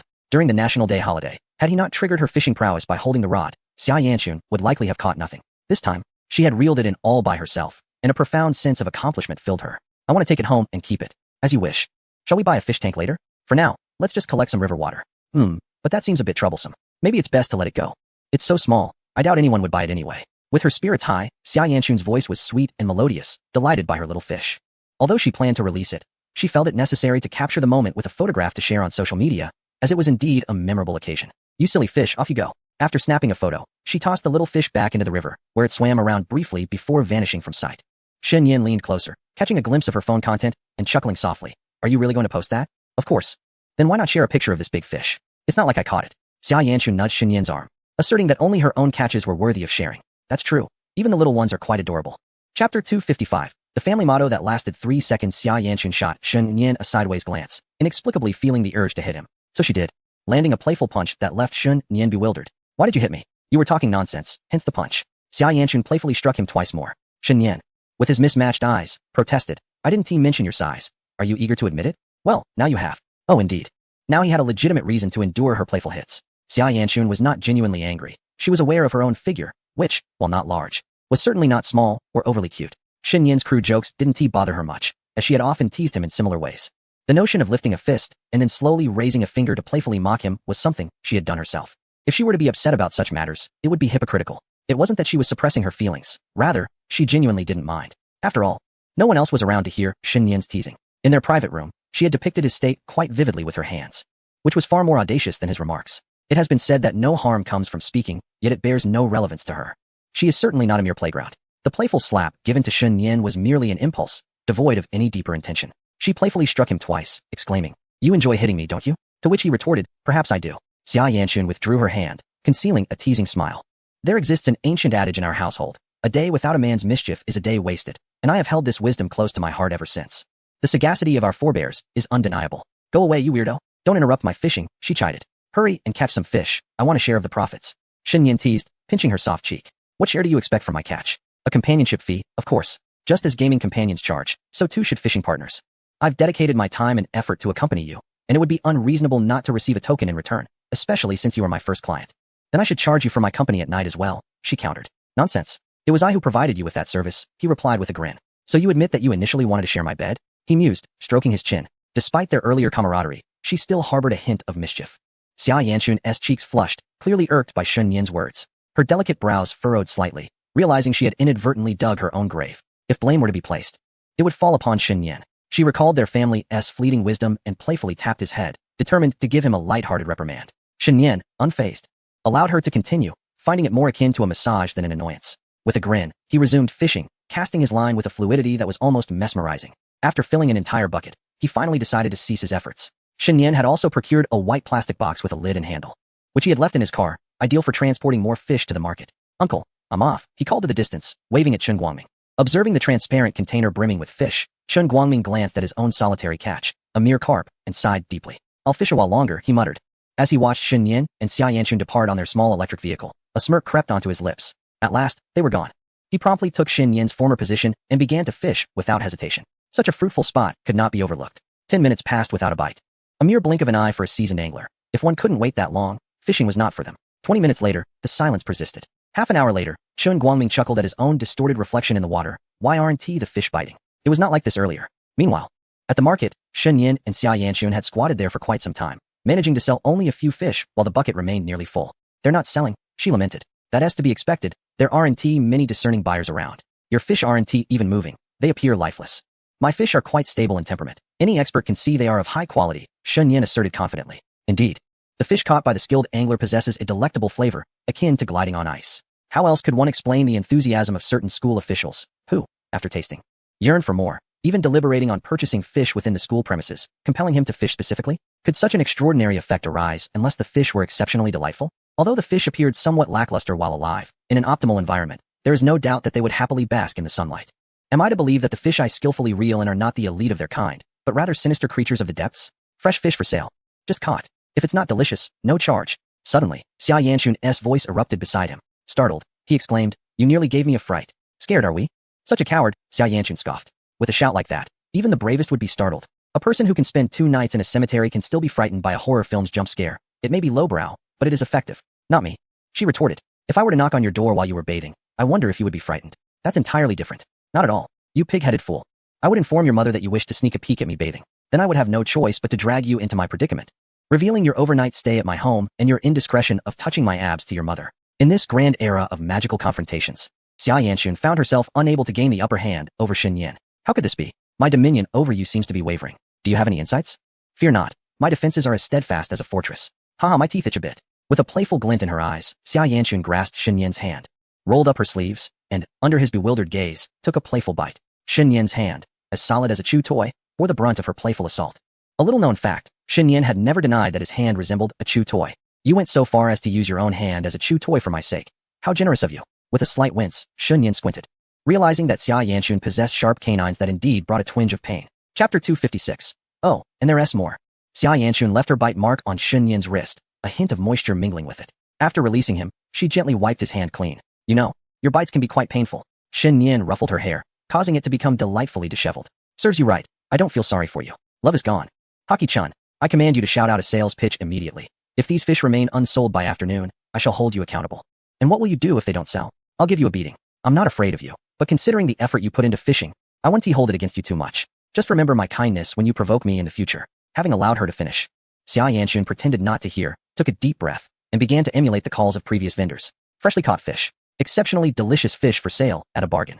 Handsome gentleman, care to buy some fish? Just caught, and if it's not tasty, no charge. As a passerby approached, Xia Yanchun promptly raised her small hand in greeting, resembling a vendor in her own right. Who could have imagined that such a young girl and boy would be selling fish at the market? Their skin radiant and seemingly unaffected by the rigors of fishing? When Xia Yanchun called out to the young man, he was about to leave but hesitated. Taking a few steps back to glance at the bucket containing fish that appeared lifeless, yet were very much alive. Are you saying these fish were just caught? Indeed, indeed. If they're not tasty, you don't have to pay. The young man squatted down and selected 2 fish that were not too large. Just moments ago, they had been flopping weakly, but now, as he grasped them, they began to thrash about energetically, slipping from his grasp several times. He resolved never to judge fish by their appearance again. Even the most unassuming fish could possess untapped potential. The young man was convinced. These fish truly brimmed with vitality. Each time he tried to catch one, it would leap and wriggle, too slippery to hold on to, and ultimately, it was Shun Yin who helped him secure them. Xia Yanchun beamed with delight, rubbing her small hands together, the friction producing a soft rustling sound. Let me get a plastic bag to pack them up. It was not Shun Yin's first time selling fish. He had conveniently purchased some plastic bags at the market. Don't you clean and gut them? Shun Yin and Xia Yanchun exchanged puzzled glances. Shun Yin could catch around 10 fish with a lighthearted chuckle, but when it came to gutting them, he would just laugh it off and hand them over to the market owner for assistance. The owner charged a modest fee of 2 yuan per fish for the service, which involved stunning and gutting, a task that took only a few minutes for someone skilled. Many fish vendors were more than willing to offer this service as it provided quick earnings. For an additional 4 yuan, they would also fillet the fish. And if purchased from their stall, this was considered a complimentary service, since they did not frequently sell fish and lacked a dedicated stall. Investing in a cutting board and knife for gutting would seem impractical, not to mention the hassle of cleanup. Most importantly, Shin Yin was indifferent to the small service charge. With no scales in sight, the fish were fresh and succulent, their texture delightful, making them a bargain. Not a word was spoken as they savored the taste. Once the fish were cleaned and placed in plastic bags, Shin Yin grinned and said, "That'll be 30. Wait, don't you weigh them? We didn't buy any." The young man chuckled in disbelief. Based on his instincts, he felt that 30 was a fair price for the 2 cleaned fish, a deal that exceeded expectations. He could hardly refuse. "If they're tasty, I'll come back for more." Packaged up, Shin Yin signaled with an okay gesture. Xia Yanchun, displaying her cleverness, had already opened her QR code nearby, seamlessly transferring the 30 yuan into her account. "I think we sell fish so casually, without any formal process. It's all about going with the flow. Some anglers prefer to barter their catch for goods at the market. We simply exchange for money, regardless of the amount.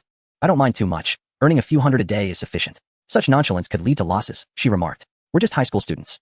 Making a bit of pocket money is all we need," Shin Yin replied. Although he had spent an hour and a half fishing to fill a bucket, estimated to contain 300 or 400 yuan worth of fish, he genuinely believed this. If one were to disregard sales considerations and only assess based on market value, a day spent fishing could potentially yield 2,000 yuan. The only costs involved were time and a bit of bait. In the future, if we find ourselves unemployed, we could simply rent a small stall where I fish and you sell the catch, allowing our lives to unfold in such simplicity. Shin Yin nudged the squatting Xia Yanchun beside him, causing her to nearly lose her balance and stumble. The floor was grimy, and should she inadvertently soil her hands, Xia Yanchun contemplated wiping them on Shin Yin. "You'll be the one unable to find a job," she scoffed. "If neither of us can secure employment, then who will? Who can say for certain? Perhaps you'll falter in your college entrance exams, end up at a mediocre institution, and thus experience a dramatic decline. But fret not, Haji Chun. Even if you find yourself delivering takeout in the future, I shall not secretly order from Ping Hao Fan. Get lost. If I see your delivery, I'll spit on it." "Wait, there's an extra meal," he retorted. "Is there truly no humanity left? This world is doomed." Xia Yanchun resolved to sulk, leaving Shin Yin to guess her mood, pouting and ignoring him. Shin Yin found it amusing. It was evident that Haji Chun was not genuinely upset, thus he had no intention of soothing her. Instead, he chose to tease her further, poking and prodding, which transformed her feigned irritation into real annoyance. "Let me truly sulk, so you can see," she huffed. "Don't touch me. Just touch. You're so annoying. Hurry up and shout. If you don't, no one will come to buy fish." Shin Yin playfully slapped her, treating her like a servant. Xia Yanchun nearly lost her patience, but, recalling that the money would go into her WeChat, her anger dissipated considerably. "Come buy fresh fish. The angler has just caught some splendid specimens. Grass carp, Crucian carp, you name it." Though fishing was easy, selling the catch proved challenging. The market was less crowded than anticipated, likely to fill up only around 5 or 6 in the afternoon. After selling for an hour and a half, they had only earned a little over 100 yuan. While not insignificant for a market, it was meager for Shun Yin standards. Then, a graceful and intelligent figure appeared before them. She wore stylish flat heels and a long coat that draped over her calves, revealing only a hint of black stockings. Her outfit was chic and fashionable, and the small handbag at her waist was familiar to Shun Yin, along with her long hair. "By what wind has my esteemed Bishop Wang Zai blown into the market?" Yin Yuzhu slightly bent forward, assessing Shun Yin and Xia Yanchun. "What brings you two here selling fish?" Who could fathom the serendipity of running into 2 top students at the market? The fact that 2 high achievers were selling fish was one thing, but the reality that they were together in this endeavor during a holiday was another. Their camaraderie seemed to transcend mere friendship. Teacher, it's a long story.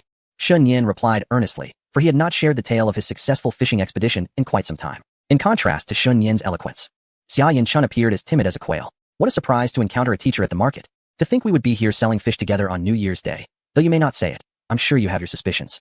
She was unperturbed by the thought of her teacher revealing her relationship with Shun Yin. Yin Yuzhu was far from the type to lack discernment. Rather, she feared that Yin Yuzhu might overthink and question the nature and progress of her bond with Shun Yin. Oh, are you still together for New Year's? It's hard to tell just how close you are at school. Indeed, they seemed to be a couple, concealing their affection quite adeptly. The mere thought of Yin Yuzhu possibly scrutinizing her relationship with Shun Yin made her cheeks flush with embarrassment. Chapter 257. Even ambiguity is purest. It was a lengthy story, so perhaps it was best left untold. Yin Yuzhu interrupted, for she had come to purchase groceries, not to listen to Shun Yin's tales. However, if it pertained to romantic gossip, she would be all ears. Yet, it was evident that Shun Yin was not inclined to share such trivialities. She genuinely felt a twinge of curiosity regarding the relationship between Shun Yin and Xia Yanchun. At this stage of love, it transcends material concerns and familial affiliations. In the bloom of youth, even ambiguity is the purest form of affection. Does the teacher not wish to hear about my morning spent fishing with Xia Yanchun, where I caught a large haul in just an hour and a half, netting over 100 yuan? Shun Yin's expression fell, resembling a crestfallen cartoon character. You've already spilled the beans, so I must listen now. Yin Yuzhu chuckled softly, squatting to examine the fish, gently asking, did you truly catch these? We packed them ourselves. If they aren't sweet, you owe me nothing, he replied playfully. So, may I take them home directly? Ahem, you ought to compensate a bit, he said. But if they are indeed unsatisfactory, would you really refund me? Shun Yin, with his distinctive eyes, shushed her. I was merely jesting. Who would offer such a deal? When others buy fish, they pay regardless of quality, and if they are unsatisfactory, they wouldn't know where to find me. Displaying an extraordinary knack for business at such a young age, Yin Yuzhu could only hope Shun Yin would secure a respectable job in the future, steering clear of any petty trade. If he were to engage in street vending, she wished he would do so elsewhere. Encountering students selling fish at the market was quite unusual, and Yin Yuzhu felt compelled to support them. Please pack these for me, she requested. Just put them in directly. Teacher, we can also clean them here, Shun Yin offered. No need. I can handle that at home, she replied. All right then. Xia Yanchun, who had remained silent until now, adeptly held the bag for Shun Yin to fill with fish. As the fish flopped energetically within the bag, it was somewhat startling, prompting her to swiftly hand it over to Yin Yuzhu. Why don't you have a scale? Don't you weigh them? Everyone asks that. Just give 50, teacher. Oh, I see. Clearly, they had arrived in a hurry, with many items unprepared, or perhaps they were merely displaying them for show. But then again, it was not surprising for high school students, especially two academic overachievers. They might harbor their own aspirations. Teacher, scan here. Upon the instruction to transfer funds, Xia Yanchun finally spoke. It's done. Received. Thank you. Teacher MHM, Yin Yuzhu replied, continuing to carry the fish as she ventured deeper into the market. Intent on purchasing more vegetables, Shun Yin rose, supporting himself on his knees. Let us go. We can leave the rest for others to help with. We'll store it in the fridge, and if I desire to cook it later, I'll do so myself rather than selling it. Oh, Xia Yanchun also stood up, glancing at today's earnings. We only made 180 today. What happened to the promised 3 or 400? The cold weather has deterred customers. Shun Yin scratched his head. Selling at such a low price, 180 is still quite respectable. The winter season, particularly between noon and afternoon, naturally sees fewer patrons. Business would surely pick up around 5 or 6 in the evening, yet Shun Yin had no intention of waiting. He began to pack up. I can't afford to let you go unchecked, he muttered. What does that have to do with me? I don't know. It's your fault anyway. I initially intended to fry fish for you, but now I plan to do it for myself instead. I won't eat fish that isn't cooked with essence. The bucket was stowed neatly into the box like a matryoshka doll, and Shun Yin drove leisurely. Truth be told, the fish had proven resilient. Still alive after all this time. After squatting and standing repeatedly, Xia Yanchun's legs were quite fatigued, and she found comfort in the back seat. Her small hand climbed onto Shun Yin's shoulder, exhaling warm breaths near his ear. You're not wearing a helmet. Consider this a punishment, she teased, playfully pinching his earlobe and gently scratching the outer rim of his ear with her fingers. Shun Yin shivered slightly. Stop it, that tickles. Let us hurry back. I want to lie in bed and play on my phone. Then don't touch me. Touching is inevitable. Are you going to submit? All right, I submit. He had been equally troublesome with Xia Yanchun earlier, and she was certainly one to reciprocate. Upon returning to the community, Shun Yin took charge of unloading the fish, while Xia Yanchun naturally assisted with the fishing rods. After everything was settled, Shun Yin slipped into Xia Yanchun's home. Xia Yanchun had already rolled up her sleeves, preparing to gut the fish. Little chef, Shun Yin leaned against the kitchen, admiring her. The sight of her in an apron was quite charming. A mix of cuteness and a hint of shyness. Xia Yanchun, feeling slightly awkward as she was not very practiced at this, took some time to finish gutting all the fish. They were then stored in the refrigerator to be defrosted and fried at mealtime. After putting everything away, Xia Yanchun washed her hands with dish soap, finally having time to attend to Shun Yin. However, he had already made himself comfortable, lying in her room. With his outerwear draped over the chair, Xia Yanchun placed her hands on her hips. You'd better have changed your pants. I did. They're clean. Just smell them. They have the scent of laundry detergent. Shun Yin tugged at his trousers. You pig, just lying on my bed as soon as you arrive. You should join me. Hurry. Thus, Xia Yanchun shyly removed her outer garment and nestled into the warm blankets. The bedding rustled, and soon her head peeked out, naturally resting on Shun Yan's arm. It seems you are a pig too. You invited me to lie down. I'm merely indulging you, Xia Yanchun argued convincingly. Indeed. Shun Yan chuckled softly before adding. Why were you so quiet when teacher Yan came earlier? Were you feeling awkward? Not at all. I just didn't know what to say, which was a bit awkward. I felt like the teacher might suspect us. Let them suspect. The teacher probably already has an inkling. Though she was reluctant to admit it, Xia Yanchun shared his sentiment, pondering whether, in the eyes of others, she and Shun Yan appeared akin to those clandestine young couples. At a glance, one could sense there was something amiss. And upon inquiry, it was merely a friendship. Indeed, my relationship with Shun Yan was such. Acknowledging my affection for Shun Yan before others was an exceedingly challenging endeavor. And similarly, he had yet to confess his feelings for me publicly. Otherwise, rumors of our connection would have already spread. Oh. Xia Yanchun wished to cast aside these troubling thoughts, momentarily dismissing her worries. She nestled against Shun Yan and felt an urge to tease him. Shun Yan, what are you doing? Watching a movie? There's a film recently that has received quite favorable reviews. Shoo. Xia Yanchun's hand slipped beneath his shirt, her warm palm resting on his abdomen. She shifted closer, resting her head against his chest. The young girl exuded a unique fragrance, causing Shun Yan to swallow hard. What a weirdo you are. Shun Yan was taken aback, fearing that this mischievous woman was intent on embarrassing him. Please, hurry up with the updates. Chapter 258, Little One. You still haven't captured my heart. It was rare for Shun Yan to feel a twinge of shyness. Who could withstand such subtle gestures? Awkwardly, he pulled Xia Yanchun's hand from beneath his shirt and firmly pressed it back to her side. Behave yourself. What does it matter? It's just a little touch. Put away those little schemes, my dear. Don't be too cunning, all right? Xia Yanchun pouted. If Shun Yan wouldn't let her touch him, then she would simply refrain. Leaning against him during what would typically be her nap time, she found herself surprisingly awake, perhaps due to the exceptional quality of her sleep the previous night. The temperature had warmed up today, with the sun shining all day, making it quite comfortable to be at home without excessive clothing. Xia Yanchun sought not just Shun Yan's warmth, but simply desired to rest against him. Were you about to watch a movie? Never mind, I'll watch it alone. What's wrong? Are you dissatisfied with me? Xia Yanchun poked Shun Yan's nose, exhaling a warm breath, resembling an irritable little calf. How can I not be put off by such weirdness? Compared to my quirks, your request for girl socks is far more bizarre, wouldn't you say? Didn't you always want to stuff your stinky socks in my mouth? If I really took you up on that, you'd be displeased. Xia Yanchun buried her face in embarrassment, unable to articulate a suitable retort to Shun Yan's remarks. It was sheer exasperation to suggest stuffing his mouth with smelly socks. Who knew Shun Yan would take it so seriously? What do you want my socks for? To collect them? Sneak them out at midnight to sniff? Shun Yan's eyes widened. Do I really look like a weirdo? He was somewhat lecherous, a fact he did not deny, but he was not depraved. Although he had indulged in various genres before his restraint, he had never ventured into the realm of the grotesque. In other words, he was merely a somewhat lustful romantic. And you, my nemesis, are the true weirdo, akin to the peculiar Qingdong from the bizarre section I once perused. I find that quite relatable. Xia Yanchun nodded vigorously.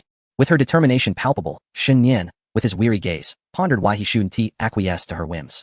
Struggling to engage with her playful banter, he let out a heavy sigh, wrapping his arm around her a bit tighter while using his other hand to operate his phone, launching a video application. I'll watch a movie for a while. Feel free to join if you wish, just don't disturb me. Oh, Xia Yanchun concealed her thoughts, realizing that it would take some time before she could witness Shun Yan's awkwardness and shyness, which he often tried to hide. A large hand emerged from beneath, resting on her waist. Despite wearing 2 layers of clothing, Shun Yan could still feel the delicate softness of her skin. Xia Yanchun's waist was not a forbidden sight. During warmer days, he would occasionally catch glimpses of it at home, and now he could even touch it. The girl, who rarely exercised, surprisingly had a pleasant texture to her skin. If she were wearing form-fitting attire, one might even glimpse the softness of her belly. It was indeed overly harsh to expect an 18-year-old girl, who shunned physical activity, to possess defined abs. Both Xia Yanchun and Shun Yan were quite content with her current state. Xia Yanchun, too, harbored a touch of laziness. Once she settled into comfort, she found herself reluctant to move, allowing Shun Yan's hand to linger at her waist for a while. She nestled against him, lying atop Shun Yan as they watched a film together. Shun Yan had chosen a highly rated web series, a prequel to a horror film that had garnered acclaim from many critics. He was merely indulging in a new experience. Did you not mention a movie? Xia Yanchun murmured softly. This is a television series. Old habits die hard. Next time, I shall refer to it as a television show, encompassing variety shows, movies, and series, so you cannot find fault with my words. Hey, what's this about a vengeful spirit? Clearly a horror film. If you're scared, just leave. I'm unbothered. If anyone is to leave, it should be you. Very well, I shall roll away. With that, Shun Yan rolled around on the bed before returning, eliciting a series of giggles from Xia Yanchun, her adorable little fangs on display. He had a knack for amusing her, if all else failed. He could always resort to calling her sister. Look at you. How can I not win you over? Xia Yanchun climbed back onto Shun Yan, begrudgingly accompanying him in watching the horror film she despised. Reflecting on the past, she used to possess quite a bit of courage. Although images of ghostly figures would frighten her, she would quickly recover, eagerly showing them to Shun Yan to give him a start. Just a few days ago, she had stumbled upon the original image of a ghostly figure in the comments section of a video, deliberating for quite some time, yet ultimately not daring to scroll further down. As she grew older, her bravery seemed to diminish. once unafraid to approach spiders. She now found herself startled by small jumping spiders, and the sight of a white-footed spider would send her into a panic. If two white-footed spiders appeared in her home, one of which had taken refuge in her room, she would unhesitatingly relinquish her house to the spiders and take to the streets. Well, in the past 2 years, she might have slept on the streets, but this year she would first seek refuge in Shun Yan's home, then claim his bed, forcing him to sleep outside. Conversely, Shun Yan had once been exceedingly timid, too afraid to refuse any blame placed upon him. However, during middle school, his courage blossomed, allowing him to speak of even criminal acts. Although he never truly possessed the audacity, he was merely a braggart. Lost in her thoughts for a moment, Xia Yanchun snapped back to reality, realizing she had no idea where the plot had led. In any case, she wasn't particularly interested. She could merely observe the horror visuals and disregard the storyline. Suddenly, a giant-headed baby burst forth from the flickering screen, startling Shun Yan and giving Xia Yanchun a double shock. Although the fright was rather juvenile, it proved effective. Shun Yan was indeed startled. Even seasoned adventurers can be frightened. Hee, you were scared, you coward, Xia Yanchun teased, her eyes narrowing in mockery as she regained her composure. Don't think I'm unaware. What are you pretending for? It's only natural for a girl to be frightened, but you, being a boy, should know better. With a small figure nestled in his arms, she continued, now you're just boasting here. Be careful, or I might send you ghostly images at midnight.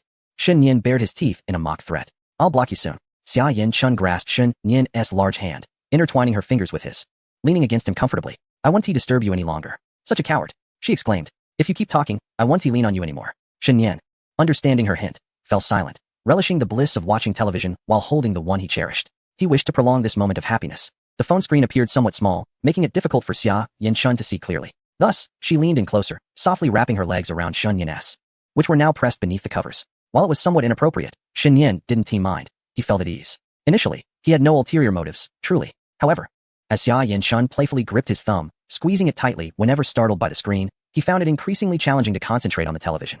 His thoughts began to stray in an unseemly direction. Xia Yanchun noticed Shun Yan's sudden shift in posture and was taken aback. Just moments ago, he had been comfortably reclined, but now he seemed less at ease. She contemplated tapping his thigh to encourage him to lower his leg, but upon meeting his gaze, she noticed an unnatural flush on his face, causing her to stifle a gasp with her hand. Is it really that frightening for you to watch horror films?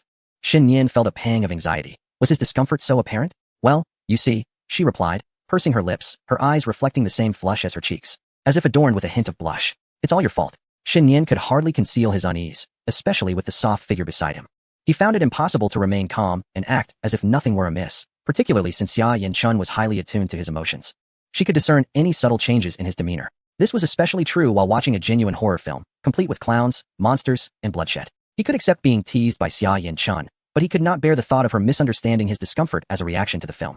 There's no need for theatrics. If you perish, let it be known on your gravestone that Xia Yanchun is entirely to blame.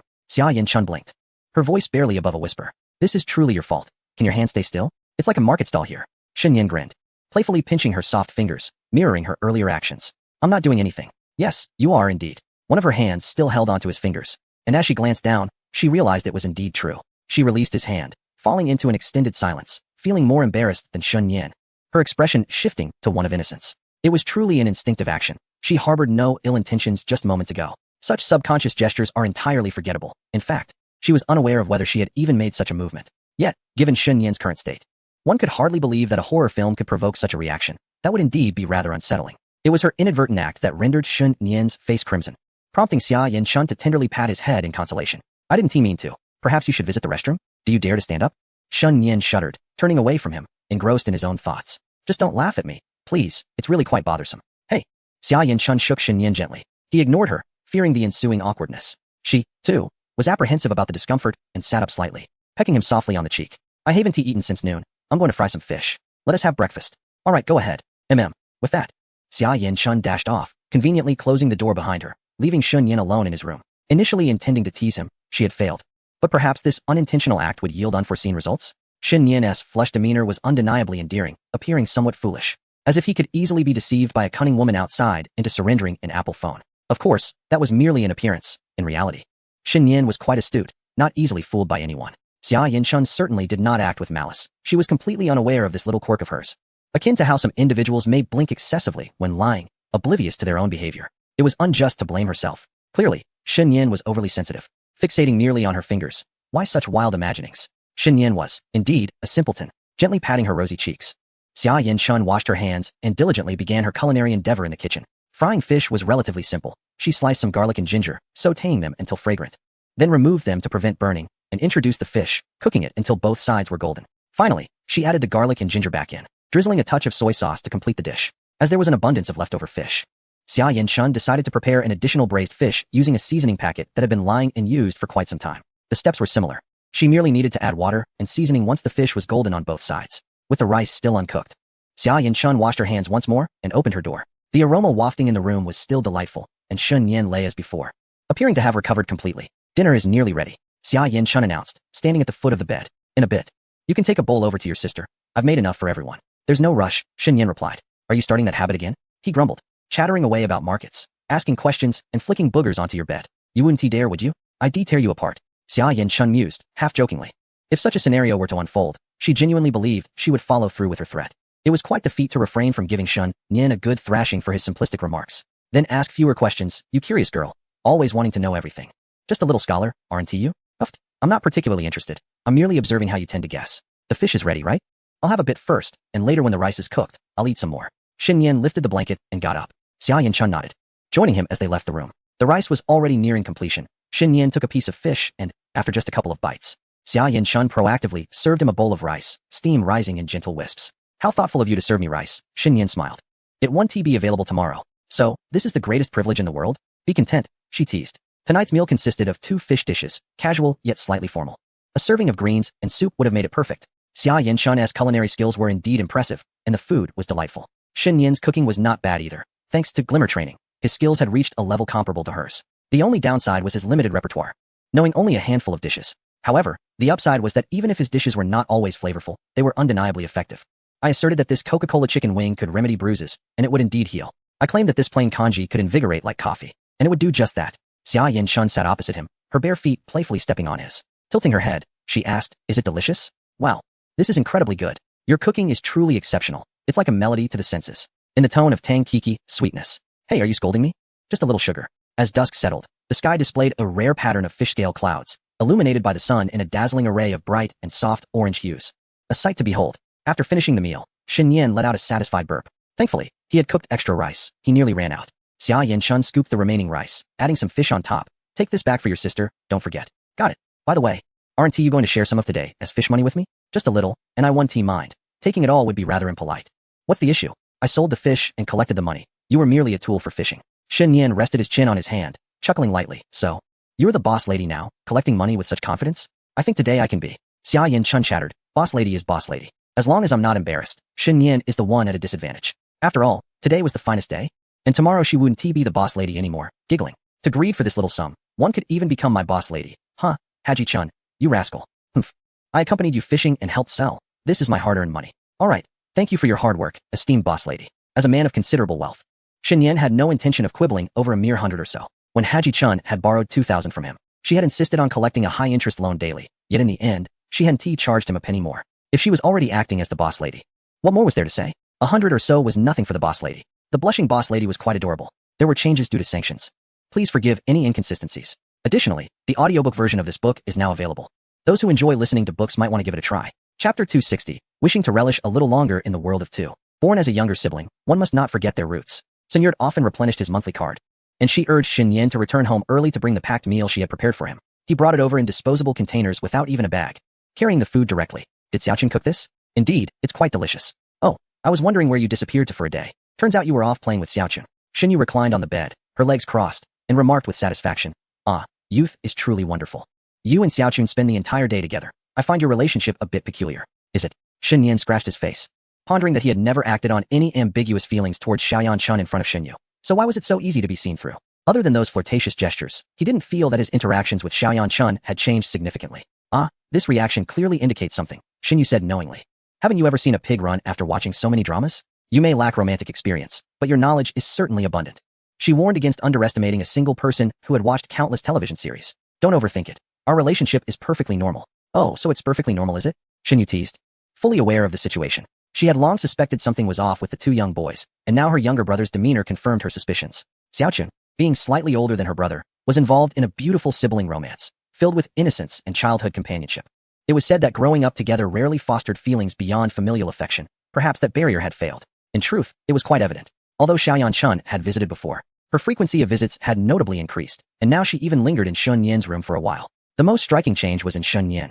During his first and second years of high school, he would spend all his holidays gaming in his room, but now he seemed to have vanished entirely. Where could he have gone? It was a mystery. As an older sister who had watched these two children grow up, if she couldn't discern the situation, that would indeed be troubling. She had sensed something during the National Day holiday. It was unexpected, yet not surprising. So, where are you two in your relationship? Have you held hands? Shinyu laughed, unable to restrain her curiosity about her younger brother's romantic endeavors. Honestly, we haven't started dating, I swear, he replied. Humph. Not even telling your own sister. Huh? I'll just ask Xiaochun myself. Go ahead, I'm going to take a shower, Shun Yin said indifferently. What is the point of asking if you already know? Distance creates beauty, don't you understand? With that settled, a hot shower seemed in order. As Shinyu listened to the music playing in the bathroom, she frowned and sent a message to Xiaoyan-chun. Shinyu, are you there? Your food is truly delicious. Xiaoyan-chun, yes I am. I'd love to make it for you again next week. Cute. Shinyu, I have a question for you. Please answer honestly. Xiaoyan-chun, Serious Dragon JPG. Shinyu, how far have you and my younger brother gotten? In the room, Xia Yanchun opened her large, dark eyes, which sparkled with curiosity. She had been comfortably nestled under her blanket, engrossed in her phone, when suddenly a wave of anxiety washed over her. Why had Sister Shinyu posed such a question? Had Shin Nian confessed, or had she discovered something through subtle hints? Regardless, the fact that their ambiguous relationship had been uncovered was undeniable. Unsure of how to respond, Xia Yanchun contemplated for a while before ultimately deciding to deny it. After all, they had not officially started a relationship. There had been no confession, no acceptance, nothing at all. It was as if they were merely pretending to be in a relationship. In reality, they had yet to embark on that journey. Could they not even engage in a playful rivalry? What was wrong with their playful banter? Xia Yanchun, there's nothing going on. Shinyu, none of you are willing to speak up. Fine, you two are in cahoots. Xia Yanchun, don't overthink it. Shinyu, I dislike you. Xia Yanchun replied with a light-hearted dragon emoji, choosing not to continue the conversation. She preferred to keep her relationship with Shun Yin under wraps for now, valuing their connection more than the opinions of their families. Perhaps when the time was right, she would confide in them. However, it was evident that Sister Shun Yu had an inkling of the truth, being the closest person to her and often in contact. It was only natural for her to sense something. A delicate blush crept across Xia Yanchun's fair cheeks. It was slightly embarrassing for someone so close to her to be aware of it. Ironically, it had been Shun Yu who had initially taught her how to boss Shin Yin around. Once, she had been part of Shin Yu's team in teasing Shin Yin. But now she found herself allied with Shin Yin in deceiving Shin Yu. Well, it was all Shin Yin's fault anyway. She wished to savor their little world a while longer, hoping that Sister Shun Yu would refrain from informing their parents and relatives. As New Year's Day passed, the winter break loomed ever closer. The weather had warmed for a couple of days, but soon reverted to a stable chill of 7 or 8 degrees Celsius. For the north, this was merely a minor inconvenience, yet for the south, it was considered quite cold. The holiday was approaching. Shin Yin scrolled through his phone, admiring the vacation notice that had been posted yesterday. This was no mere rumor. It was an official document shared in the parent group by Tsukashi, presumably discussed in a meeting just the day before. During today's class meeting, Tsukashi would likely relay the winter vacation announcement to the students. The second high school had a 2-day earlier break than the first, yet their return date was the same, allowing for a full 24 days off. For seniors, such a lengthy break was almost unimaginable. It was rumored that prior to the new stress reduction policy, winter breaks for seniors had only lasted 7 to 10 days. The new policy was indeed formidable. As a pilot school, the second high school dared not defy it, lest they incur the wrath of the Education Bureau. Both the first and second high schools enjoyed this extended break, and while other schools were not part of the pilot program, they too would lengthen their holidays. Though it was impossible to entirely eliminate the possibility of voluntary makeup classes, Shin Yin was unconcerned about other schools. He was simply delighted. The knowledge he could acquire in school had become rather limited, and it was no exaggeration to say that among the teachers, few could outperform him in terms of examination results. As the porridge bubbled, Shin Yin promptly lifted the lid to let it cool. Scooping out a steaming bowl of white rice porridge, he cracked an egg into it, stirring gently to allow the residual heat to cook the egg, and finally added a dash of soy sauce, creating a simple yet comforting bowl of egg porridge. After packing his breakfast, he changed into his outing attire and at precisely 6:20, opened the door to find Xia Yanchun standing across the way. Her familiar ponytail adorned with a plastic snowflake hair tie. Her thick coat made her appear adorably fluffy. Shin Yin grinned. Such serendipity, no need for me to call her. What a coincidence. I'm actually waiting for you, Xia Yanchun replied, her face slightly downcast as she exhaled a puff of white breath, her small hands awkwardly loosening her scarf. Shin Yin's collar hung low, exposing his neck, prompting Xia Yanchun to lean in, lifting the scarf high to wrap it around him, adjusting it with a gentle pat. The warm-hearted girl had brought tears to this warm-hearted boy. Oh, how silly, he mused. Allergic to romance? What a fool. Today, there is a single update. Taking a brief leaf. Chapter 261. Locking the door, at least she cannot see. The hot egg porridge nestled in Xia Yanchun's palms, requiring no assistance from Shin Yin for warmth. The edge of the disposable spoon was quite sharp, so she carefully sipped the porridge, drawing it into her mouth. Shin Yin pushed the car out of the parking shed, waiting for her to finish the last morsel before setting off. Xia Yanchun's scarf emitted a delightful fragrance, a subtle scent that wafted occasionally. The temperature was notably low today. Yet Shin Yin felt no chill. Although the scarf she had tied for him was warm, it was somewhat superfluous. Xia Yanchun needed it more than he did. Upon reaching the school gate, Shin Yin removed the scarf and re-wrapped it around Xia Yanchun's neck, encircling it twice to keep her warm. with the scarf in place. She appeared quite obedient, prompting Shen to tuck a loose strand of hair behind her ear and compliment her. You look truly lovely. Well, at least you're honest. Xia Yanxun replied with a playful hum. Shall we go? The holiday is approaching. When do you plan to return home? There's still plenty of time. Why the rush? We aren't competing for train tickets. Isn't it because you want to go back to the town? Humph, during the summer break of our second year. You didn't return for 2 whole months. Now you're eager to go back before the holiday even starts. It seems a bit disingenuous, Xia Yanxun candidly pointed out. Things are different now, Xia Yanxun. My grades have improved significantly, and I bought a necklace for my mother. Soon it will be the spring festival. I can enjoy a delightful winter break at home. Last year, I didn't return because I wanted to avoid chores, as you well know. Once I'm home, I have to take on all the household duties, hanging clothes, cooking, and so forth. I'm quite lazy, Shen Yan rambled on. After contemplating his words, Xia Yanxun felt he had a valid point. Shen Yan had indeed become quite remarkable and deserved to be cherished. After all, he had scored over 700 on his exams. While the town had produced a few scholars from prestigious universities, they were a rarity, with the last notable mention being years ago, when a vehicle had been hired to display a banner, announcing the achievement through loudspeakers throughout the town.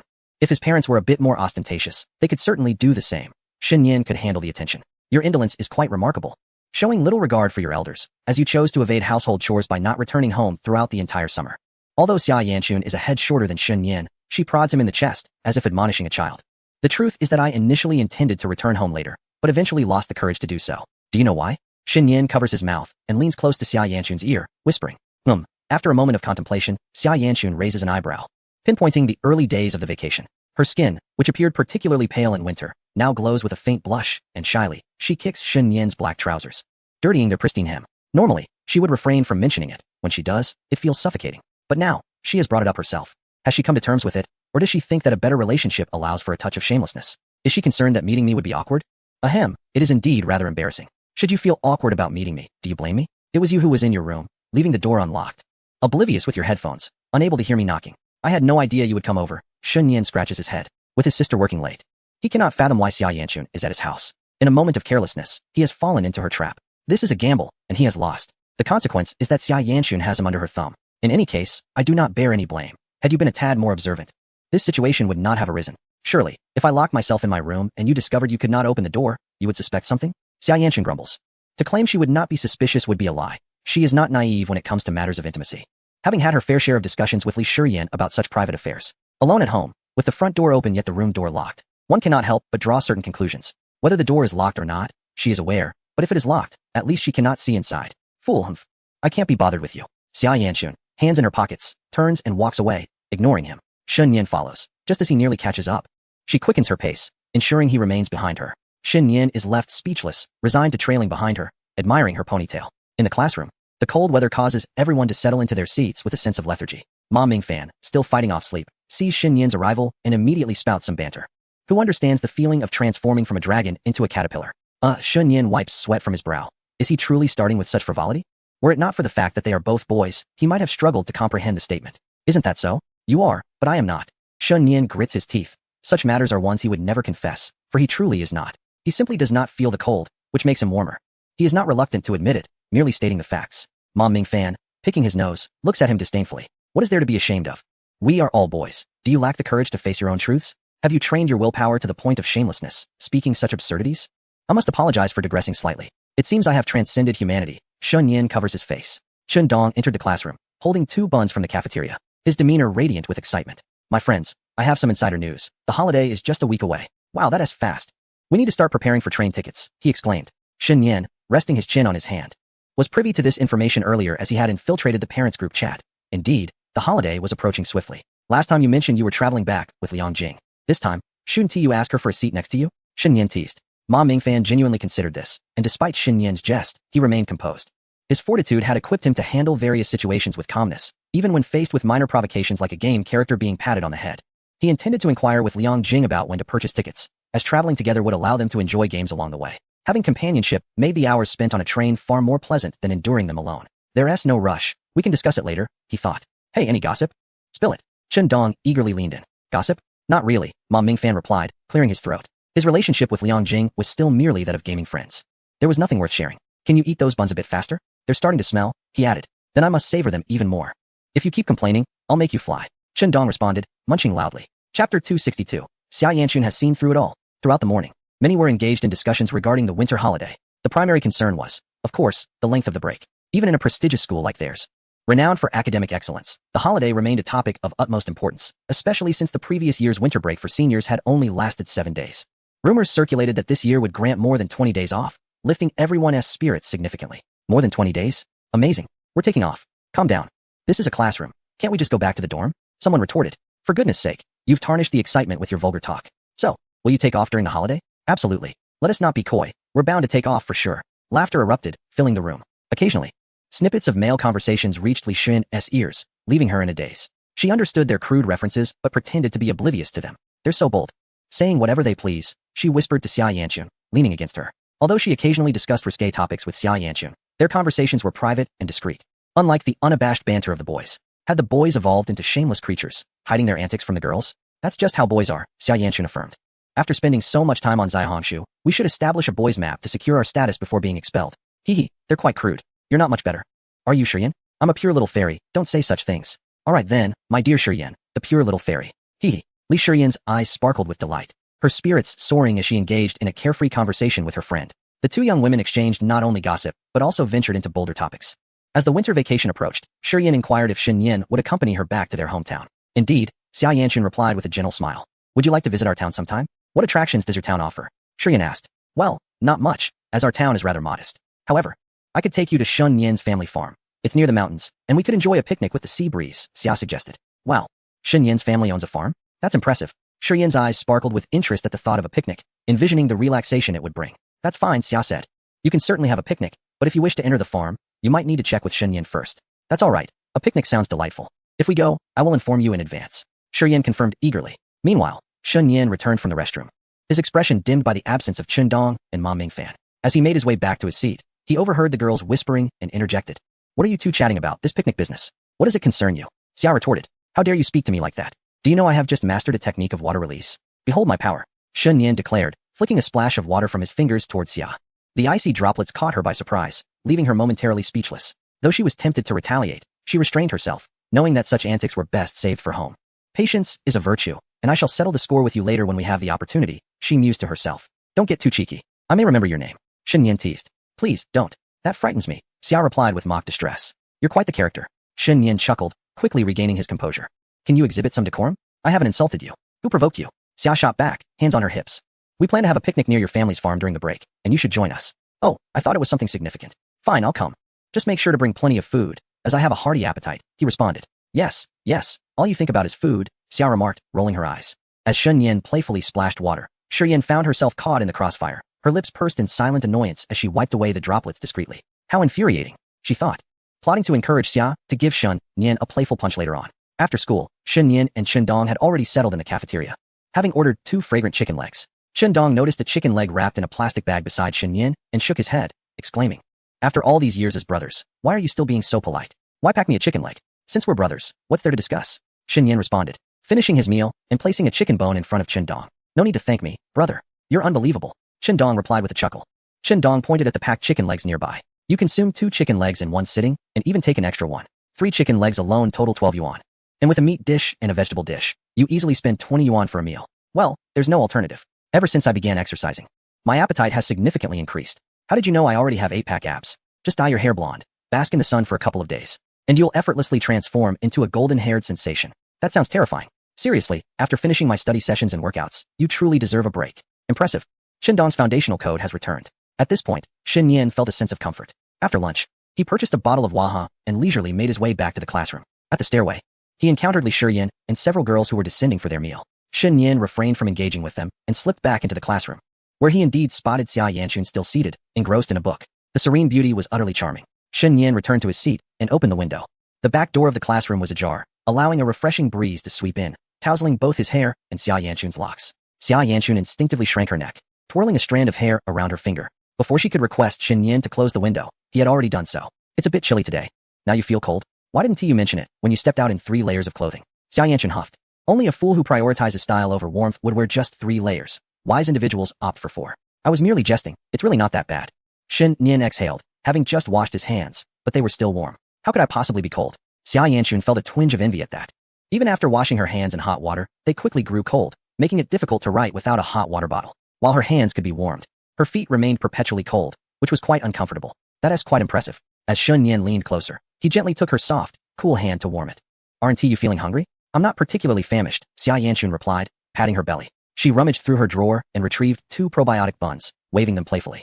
I have these. I also have a large chicken leg, Shen Yin said, releasing her hand to pull out a neatly packed chicken leg from his pocket. The plastic bag was tightly secured, requiring some effort to open. The chicken leg was still warm, exuding a delightful aroma. Shen Yin squinted, tore off a piece of chicken, and held it out to Xia Yanchun. Just eat without talking. He's definitely trying to feed me like a baby, Xia Yanchun thought, fully aware of his intentions. Chapter 263. I initially wanted you to touch my legs. Shen Yin pinched a bit of chicken meat between his fingers, inevitably getting some grease on them, which glistened enticingly. Xia Yanchun wrinkled her nose in distaste, cautiously biting a small piece of the chicken, savoring its flavor. However, the cafeteria's chicken legs were quite delectable, seasoned with 5 spices. The skin and meat were perfectly cooked. As a member of the late lunch crowd, Xia Yanchun rarely managed to snag a chicken leg. Their availability was limited. Unless one was like Shen Yin, who dashed out the moment class ended. Even standing in line right after class didn't guarantee success. Xia Yanchun had only tasted it once during a previous physical education class, and since the beginning of her senior year, she had yet to indulge again. Consider yourself clever, she remarked. Shen Yin, having exhausted his options, tore off a small piece and held it before her lips. Xia Yanchun took a tiny bite. After all, how could she possibly let him get the better of her? Damn it, just eat it yourself. I initially said I would eat it on my own. But now I don't want to dirty my hands. Then there's no other choice but to discard it, Shen Yin retorted, readying the bag and pretending to head towards the trash bin. As he reached the middle of the room, Xia Yanchun remained silent. Shen Yin stealthily glanced back, only to meet her teasing gaze. Why not throw it away? She chided. Oh, you've truly got me. Shen Yin smiled thinly, feeling completely under her thumb. Such was his fate. He dashed to the door, pushing it shut with his foot. It was barely past 12, and students might still be passing by. If anyone were to see them in such a compromising position, Xia Yanchun would surely be mortified and would blame him for not keeping the door closed. This was indeed a gamble. If someone came into the classroom for something and witnessed their earlier antics, no explanation could suffice. Shen Yin was determined to keep their secret hidden, ensuring that even the curtains were drawn tight. The spacious classroom would transform into a private sanctuary for him and Xia Yanchun during this lunchtime respite. Standing beside her, he tore off a piece of chicken leg meat and teased, Aren't you worried someone might come in? You're bolder than I am. Surely no one will come, Xia Yanchun replied, casting a glance at the firmly shut door, though she too felt a flicker of apprehension. If discovered, their little secret would be laid bare. And they would be just another couple to be teased in class, a situation best avoided. Just eat quickly. Why must I feed you? In a swift motion, Shen Yin tore off the chicken leg meat for her, feeding Xia Yanchun until her lips were smeared with grease, necessitating a clean-up with a tissue. Cold water was ineffective against oil, and even after washing his hands, Shen Yin still felt the greasy residue on his fingertips. He requested wet wipes from Xia Yanchun to clean himself thoroughly. With damp fingertips, he playfully brushed against Xia Yanchun's cheek. Her skin was exquisitely delicate, unmarred by blemishes. And only upon closer inspection could one discern the fine fuss. One playful swipe was not enough. He had to pinch her cheeks and tug at her earlobes. Shen Yin sat at Li Shiyin's desk, casually propping up a couple of books, and despite his incessant fidgeting and teasing, Xia Yanchun merely furrowed her brow, flipping through her extracurricular book while nibbling on a small bread roll. Have I truly become invisible? It seems my presence has diminished to nil, Shen Yin muttered. Xia Yanchun rolled her eyes, but remained silent. Why are you ignoring me? If you continue to do so, my hand might just wander under your shirt. What are you doing? Are you fidgeting because you have ADHD? Her earlier comment was merely a test of sorts. She had thought her presence had truly faded into the background. With a playful swat, she raised her book and tapped it against Shen Yin's head. If I become foolish in the future, I'll hold you accountable. Fear not. I shall visit you weekly should you end up in a mental institution. Damn. Shen Yin playfully poked Xia Yanchun's forehead, causing her to tilt her head back, her eyes filled with a hint of resentment. In the next moment, her palm landed on Shen Yin's arm. This brought a sense of equality to their playful exchange, and Shen Yin grinned, feeling a bit pleased. I thought you were going to retaliate, he remarked. In the past, I certainly would have. What began as a light-hearted jest, a friendly slap exchanged between them, escalated when Xia Yanchun's strike was a tad too forceful. Shen Yin felt it was only fair to return the gesture. And thus the playful repartee turned into a genuine quarrel. In their earlier days, such interactions were frequent, neither wished to concede.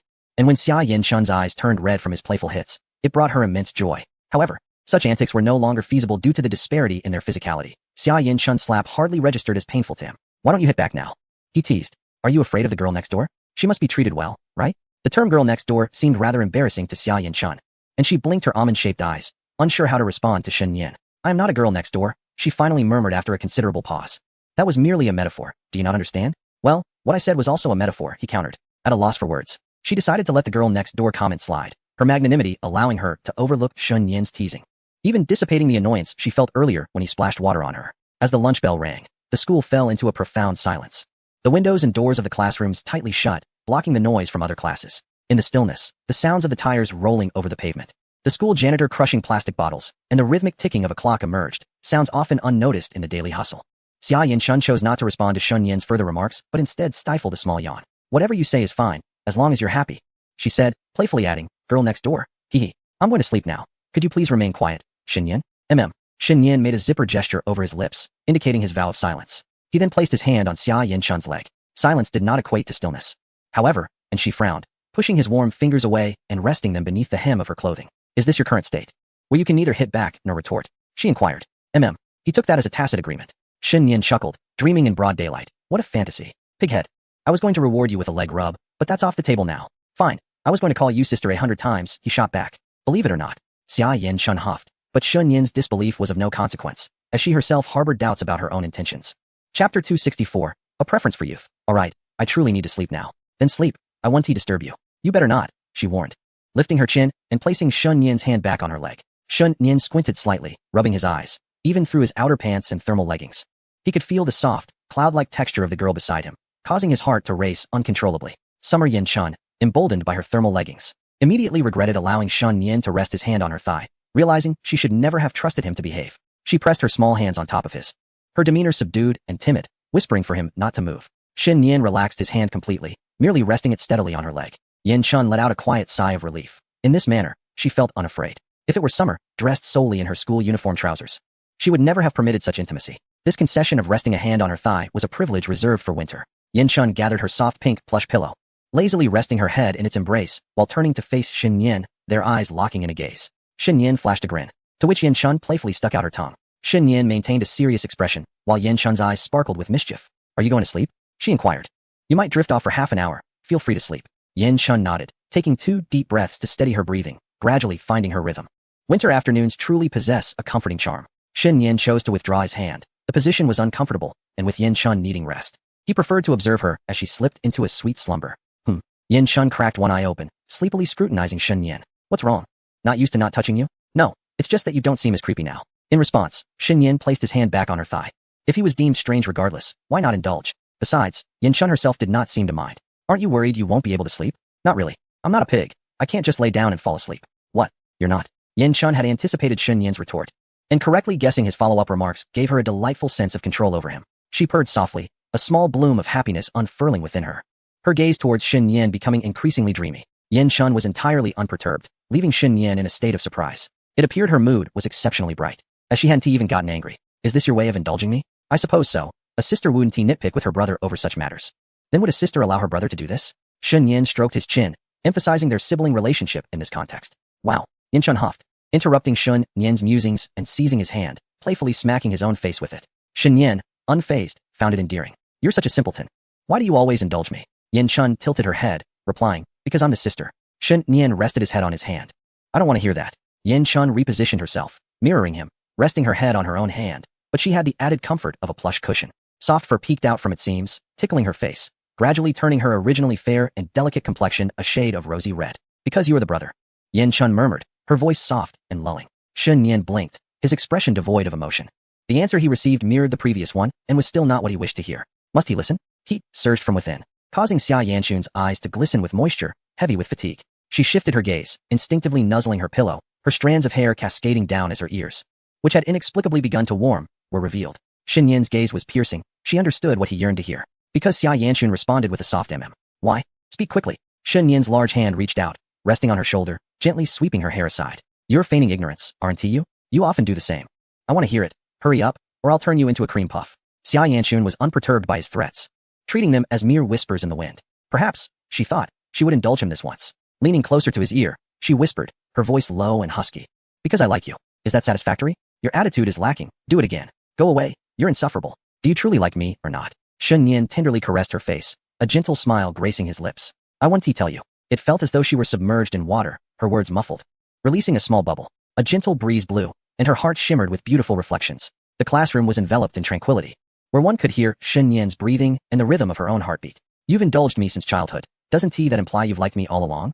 You've hidden it so well, Xia Yanchun. I've only just realized. Shen Yin appeared enlightened. So you've had feelings for me since such a young age. Are you a little boy lover? Don't say such nonsense. That is not true. You indulge me because you like me. So your indulgence in childhood must have stemmed from your affection for me, right? Is your left brain colliding with your right? Back then, I hardly cared for you because you called me sister. I don't believe it. Humph, who cares if you believe me? Xia Yanchun stifled a yawn. burying her face in annoyance, choosing to ignore him. It was all this guy's fault, making it hard for her to sleep. If she felt drowsy in the afternoon, she would throw an eraser at Shen Yan. I'm going to sleep, she declared emphatically. Ahem, I really can't do anything about you. Sleep well. As soon as the words left his mouth, Shen Yan pulled his chair closer, slightly leaned forward, embraced the fragrant Xia Yanchun for a moment, and then refrained from disturbing her rest. The afternoon sun peeked through, with sparse clouds drifting lazily, the sunlight adding a touch of warmth, mirroring Shen Yan's pleasant mood. When the lunch break bell rang, Xia Yanchun slowly awoke, finding Shen Yan absent but a bottle of Waha that had been opened and warmed with hot water beside her. Still full and previously sipped by Shen Yan. She took a small sip, moistening her throat. The dryness from her prolonged silence completely vanished. Stretching lazily, her shirt lifted slightly.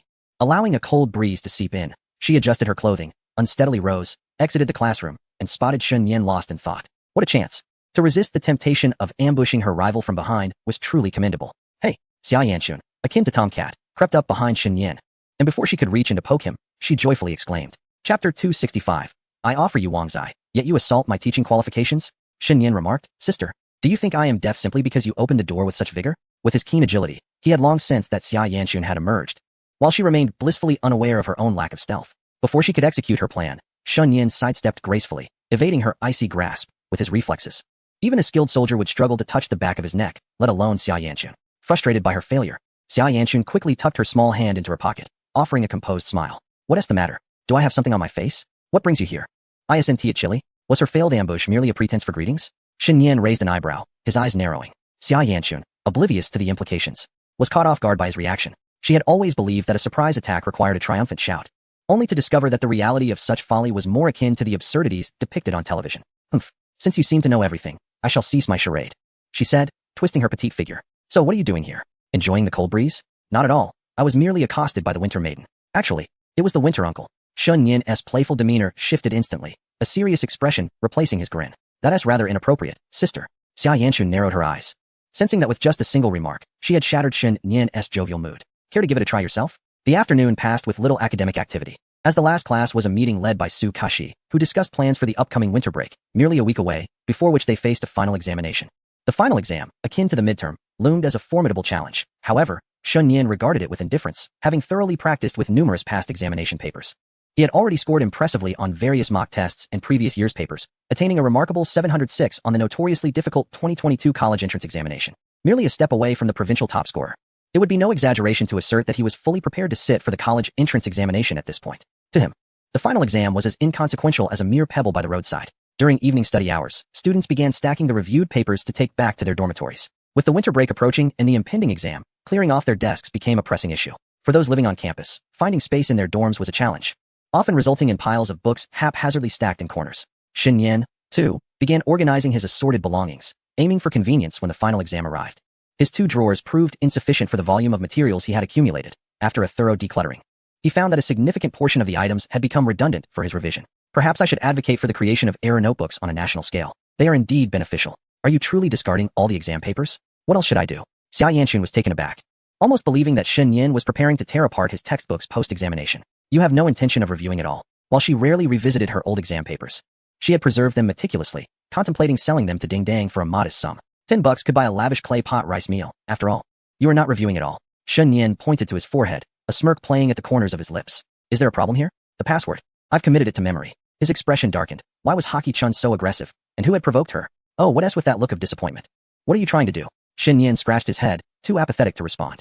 A pile of test papers was discarded into the trash bin, leaving behind a few less crumpled ones. With the bell ringing and the class yet to settle, he swiftly tore one in half, fashioning a paper airplane and sending it soaring towards Xia Yanchun. The plane landed with a sharp thud in Xia Yanchun's hair. Haha, remember my name, she exclaimed, not sparing Shen Yan a glance as she inscribed his name on the attendance sheet.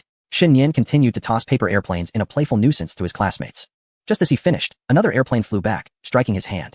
The chaos continued, as each throw elicited further exclamations. Is this never-ending? Xia Yanchun rose abruptly, gathering the attendance sheet and lightly tapping Shen Yan on the head with it. The hard material made a loud sound, adding to the drama without causing any harm. Still throwing? Is this amusing? I won't throw anymore, but it truly is entertaining, he confessed, a grin spreading across his face. Xia Yanchun, with a stern glare, turned and retrieved the airplanes he had thrown, placing them back atop his head. This is quite amusing indeed. Enough already, class is starting. Finally returning to her seat. As the class monitor, she knew she had to maintain order during evening study sessions. As everyone began to tidy up, Xia Yanchun also started to organize her things, planning to take them back in batches. Xia Yanchun Could you pass me the attendance sheet? A few minor disturbances in the class were ignored by her until Su Kushi entered through the back door, instantly silencing the room. The attendance sheet still bore Shen Yan's name, and such behavior as tossing paper airplanes would surely lead to a conversation. While she had noted his name, she was now reluctant to see him summoned to the office. However, having recorded it, could she really black out his name? That would raise questions from Su Kushi later on. Just a small punishment for Shen Yan. After a moment, Su Kushi appeared again at the back door. Shen Yan, step outside. Shen Yan was taken aback, unsure of what was happening, and slowly made his way out. The so-called genius retirement home had only a few teachers on duty. Some were searching for materials, while others were engrossed in their phones, including Yin Yuzhu. Upon seeing Shen Yan enter the office, Yin Yuzhu was surprised. It had been a while since he had visited after his grades improved. Shen Yan, do you realize you've been noted for disruptive behavior in class? Su Kushi leaned against the desk, flipping through the attendance sheet without directing her gaze at him. Shen Yan stroked his chin, now understanding the situation. Are you truly disrupting your classmates? Su Kushi continued. You excel academically, yet you mustn't interfere with others' learning. I understand, teacher. He hadn't anticipated being noted, but it didn't particularly bother him. He dismissed her words as mere background noise. How infuriating that Haki-chun dared to impersonate his rival. Once back, he'd make her pay, turning her into a puffy pastry. Shen Yan exhibited a commendable attitude of contrition, leaving Su Kushi momentarily speechless. She recalled that Shen Yan and Xia Yanchun had previously enjoyed a cordial relationship. Thus, it was perplexing to witness his name being mentioned today amidst apparent discord. Ah, the youth truly possess an air of naivety. It is time to return. This behavior cannot persist. She waved her hand dismissively. Shen Yan nodded, preparing to turn away when Yin Yuzhu once again called out his name, her small hand waving in his direction. What is it, teacher? Take this and have a drink. Yin Yuzhu produced a row of Wangzai milk. You come to the office for a reprimand, and after the scolding, you still get Wangzai to drink. It's like a sweet date. You two are quite the duo. Shen Yan flashed a grin as he accepted the row of Wangzai, tucking it into the pocket of his outer garment. How embarrassing, teacher. I see you are quite unashamed. If I were to refuse, wouldn't that be disrespectful to you, teacher? I assure you, I shall not accept your Wangzai without reciprocating. Upon my return, I shall bring you local delicacies from our town. Teachers are not permitted to accept gifts. Fear not, teacher, I shall convert it into cash for you. I offer you Wangzai, and you threaten my teaching credentials? Chapter 266. Goodness, there's even a warm bed made. The teachers in the office chuckled, stifling their laughter. Even Su Kushi found amusement, her eyes narrowing in mirth. Your kindness is duly noted, but do procure your own treats. Yin Yuzhu sighed, waving her hand, signaling Shen Yan to return to the classroom. In truth, her good intentions had led to an unfortunate outcome. Perhaps one day, when Shen Yan graduates, he might recall her as a teacher and present her with some local specialties. However, in the current dynamic of student and teacher, should she dare accept such gifts or cash, she would be seeking new employment the next day if caught. Shen Yan was certainly no fool. He merely sought to enhance his standing at the nursing home. There was nothing amiss in jesting, as the rapport between students and teachers ought to be. Upon returning to the classroom, the students momentarily mistook him for a teacher, falling silent before resuming their chatter. Shen Yan remained silent, approaching Xia Yanchun to place a bottle of Wangzai before her, seizing the opportunity to touzle her hair playfully. Xia Yanchun, hesitant to speak, fell into contemplation over the unexpected bottle of Wangzai. Didn't you just come from a reprimand? How did you manage to procure this? The evening self-study concluded, and Xia Yanchun had already packed her belongings, ready to depart as the bell rang. Her bag contained books, test papers, a scarf, a hot water bottle, and earmuffs. Though not particularly heavy, it was filled to the brim. Shen Yan trailed behind her, his own bag flat and containing little. Please help me carry it to the path. Most of the students here are unfamiliar faces. Xia Yanchun, feeling less restrained, let her bag rest against Shen Yan.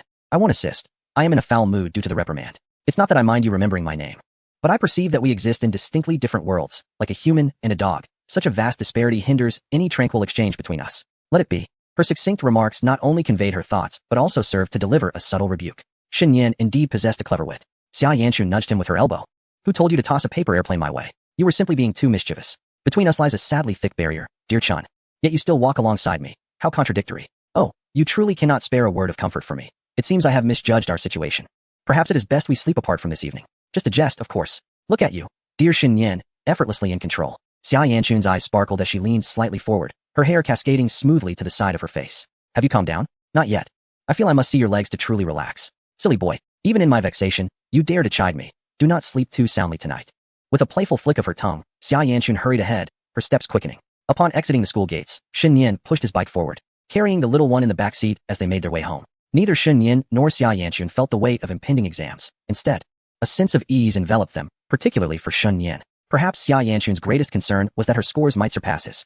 Shen Yan mused to himself that their scores in the mock exams were remarkably close, and he had hoped to outshine her in subsequent assessments. Yet, the monthly tests had still left him falling short. Could this be the conceptual pressure that a sister exerts upon her brother? Indeed, those who achieve such scores are no mere idlers. They possess their own talents. Even with Shen Yan's gifts, Maintaining a steady grasp on these academic advantages is no simple feat. The girl behind him leaned against him without a trace of burden, and in the cool night air, he could feel her warm breath against his neck. Xia Yanchun nestled her face against his shoulder, stealing a furtive scent, her heart steady and her cheeks unflushed. As Shen Yin remained blissfully unaware, he leaned in closer, seeking to catch a whiff of the same fragrance. Upon returning to the neighborhood, Xia Yanchun jogged to purchase some sweet tangerines. Winter indeed calls for these delightful fruits, particularly at this season when they are at their sweetest.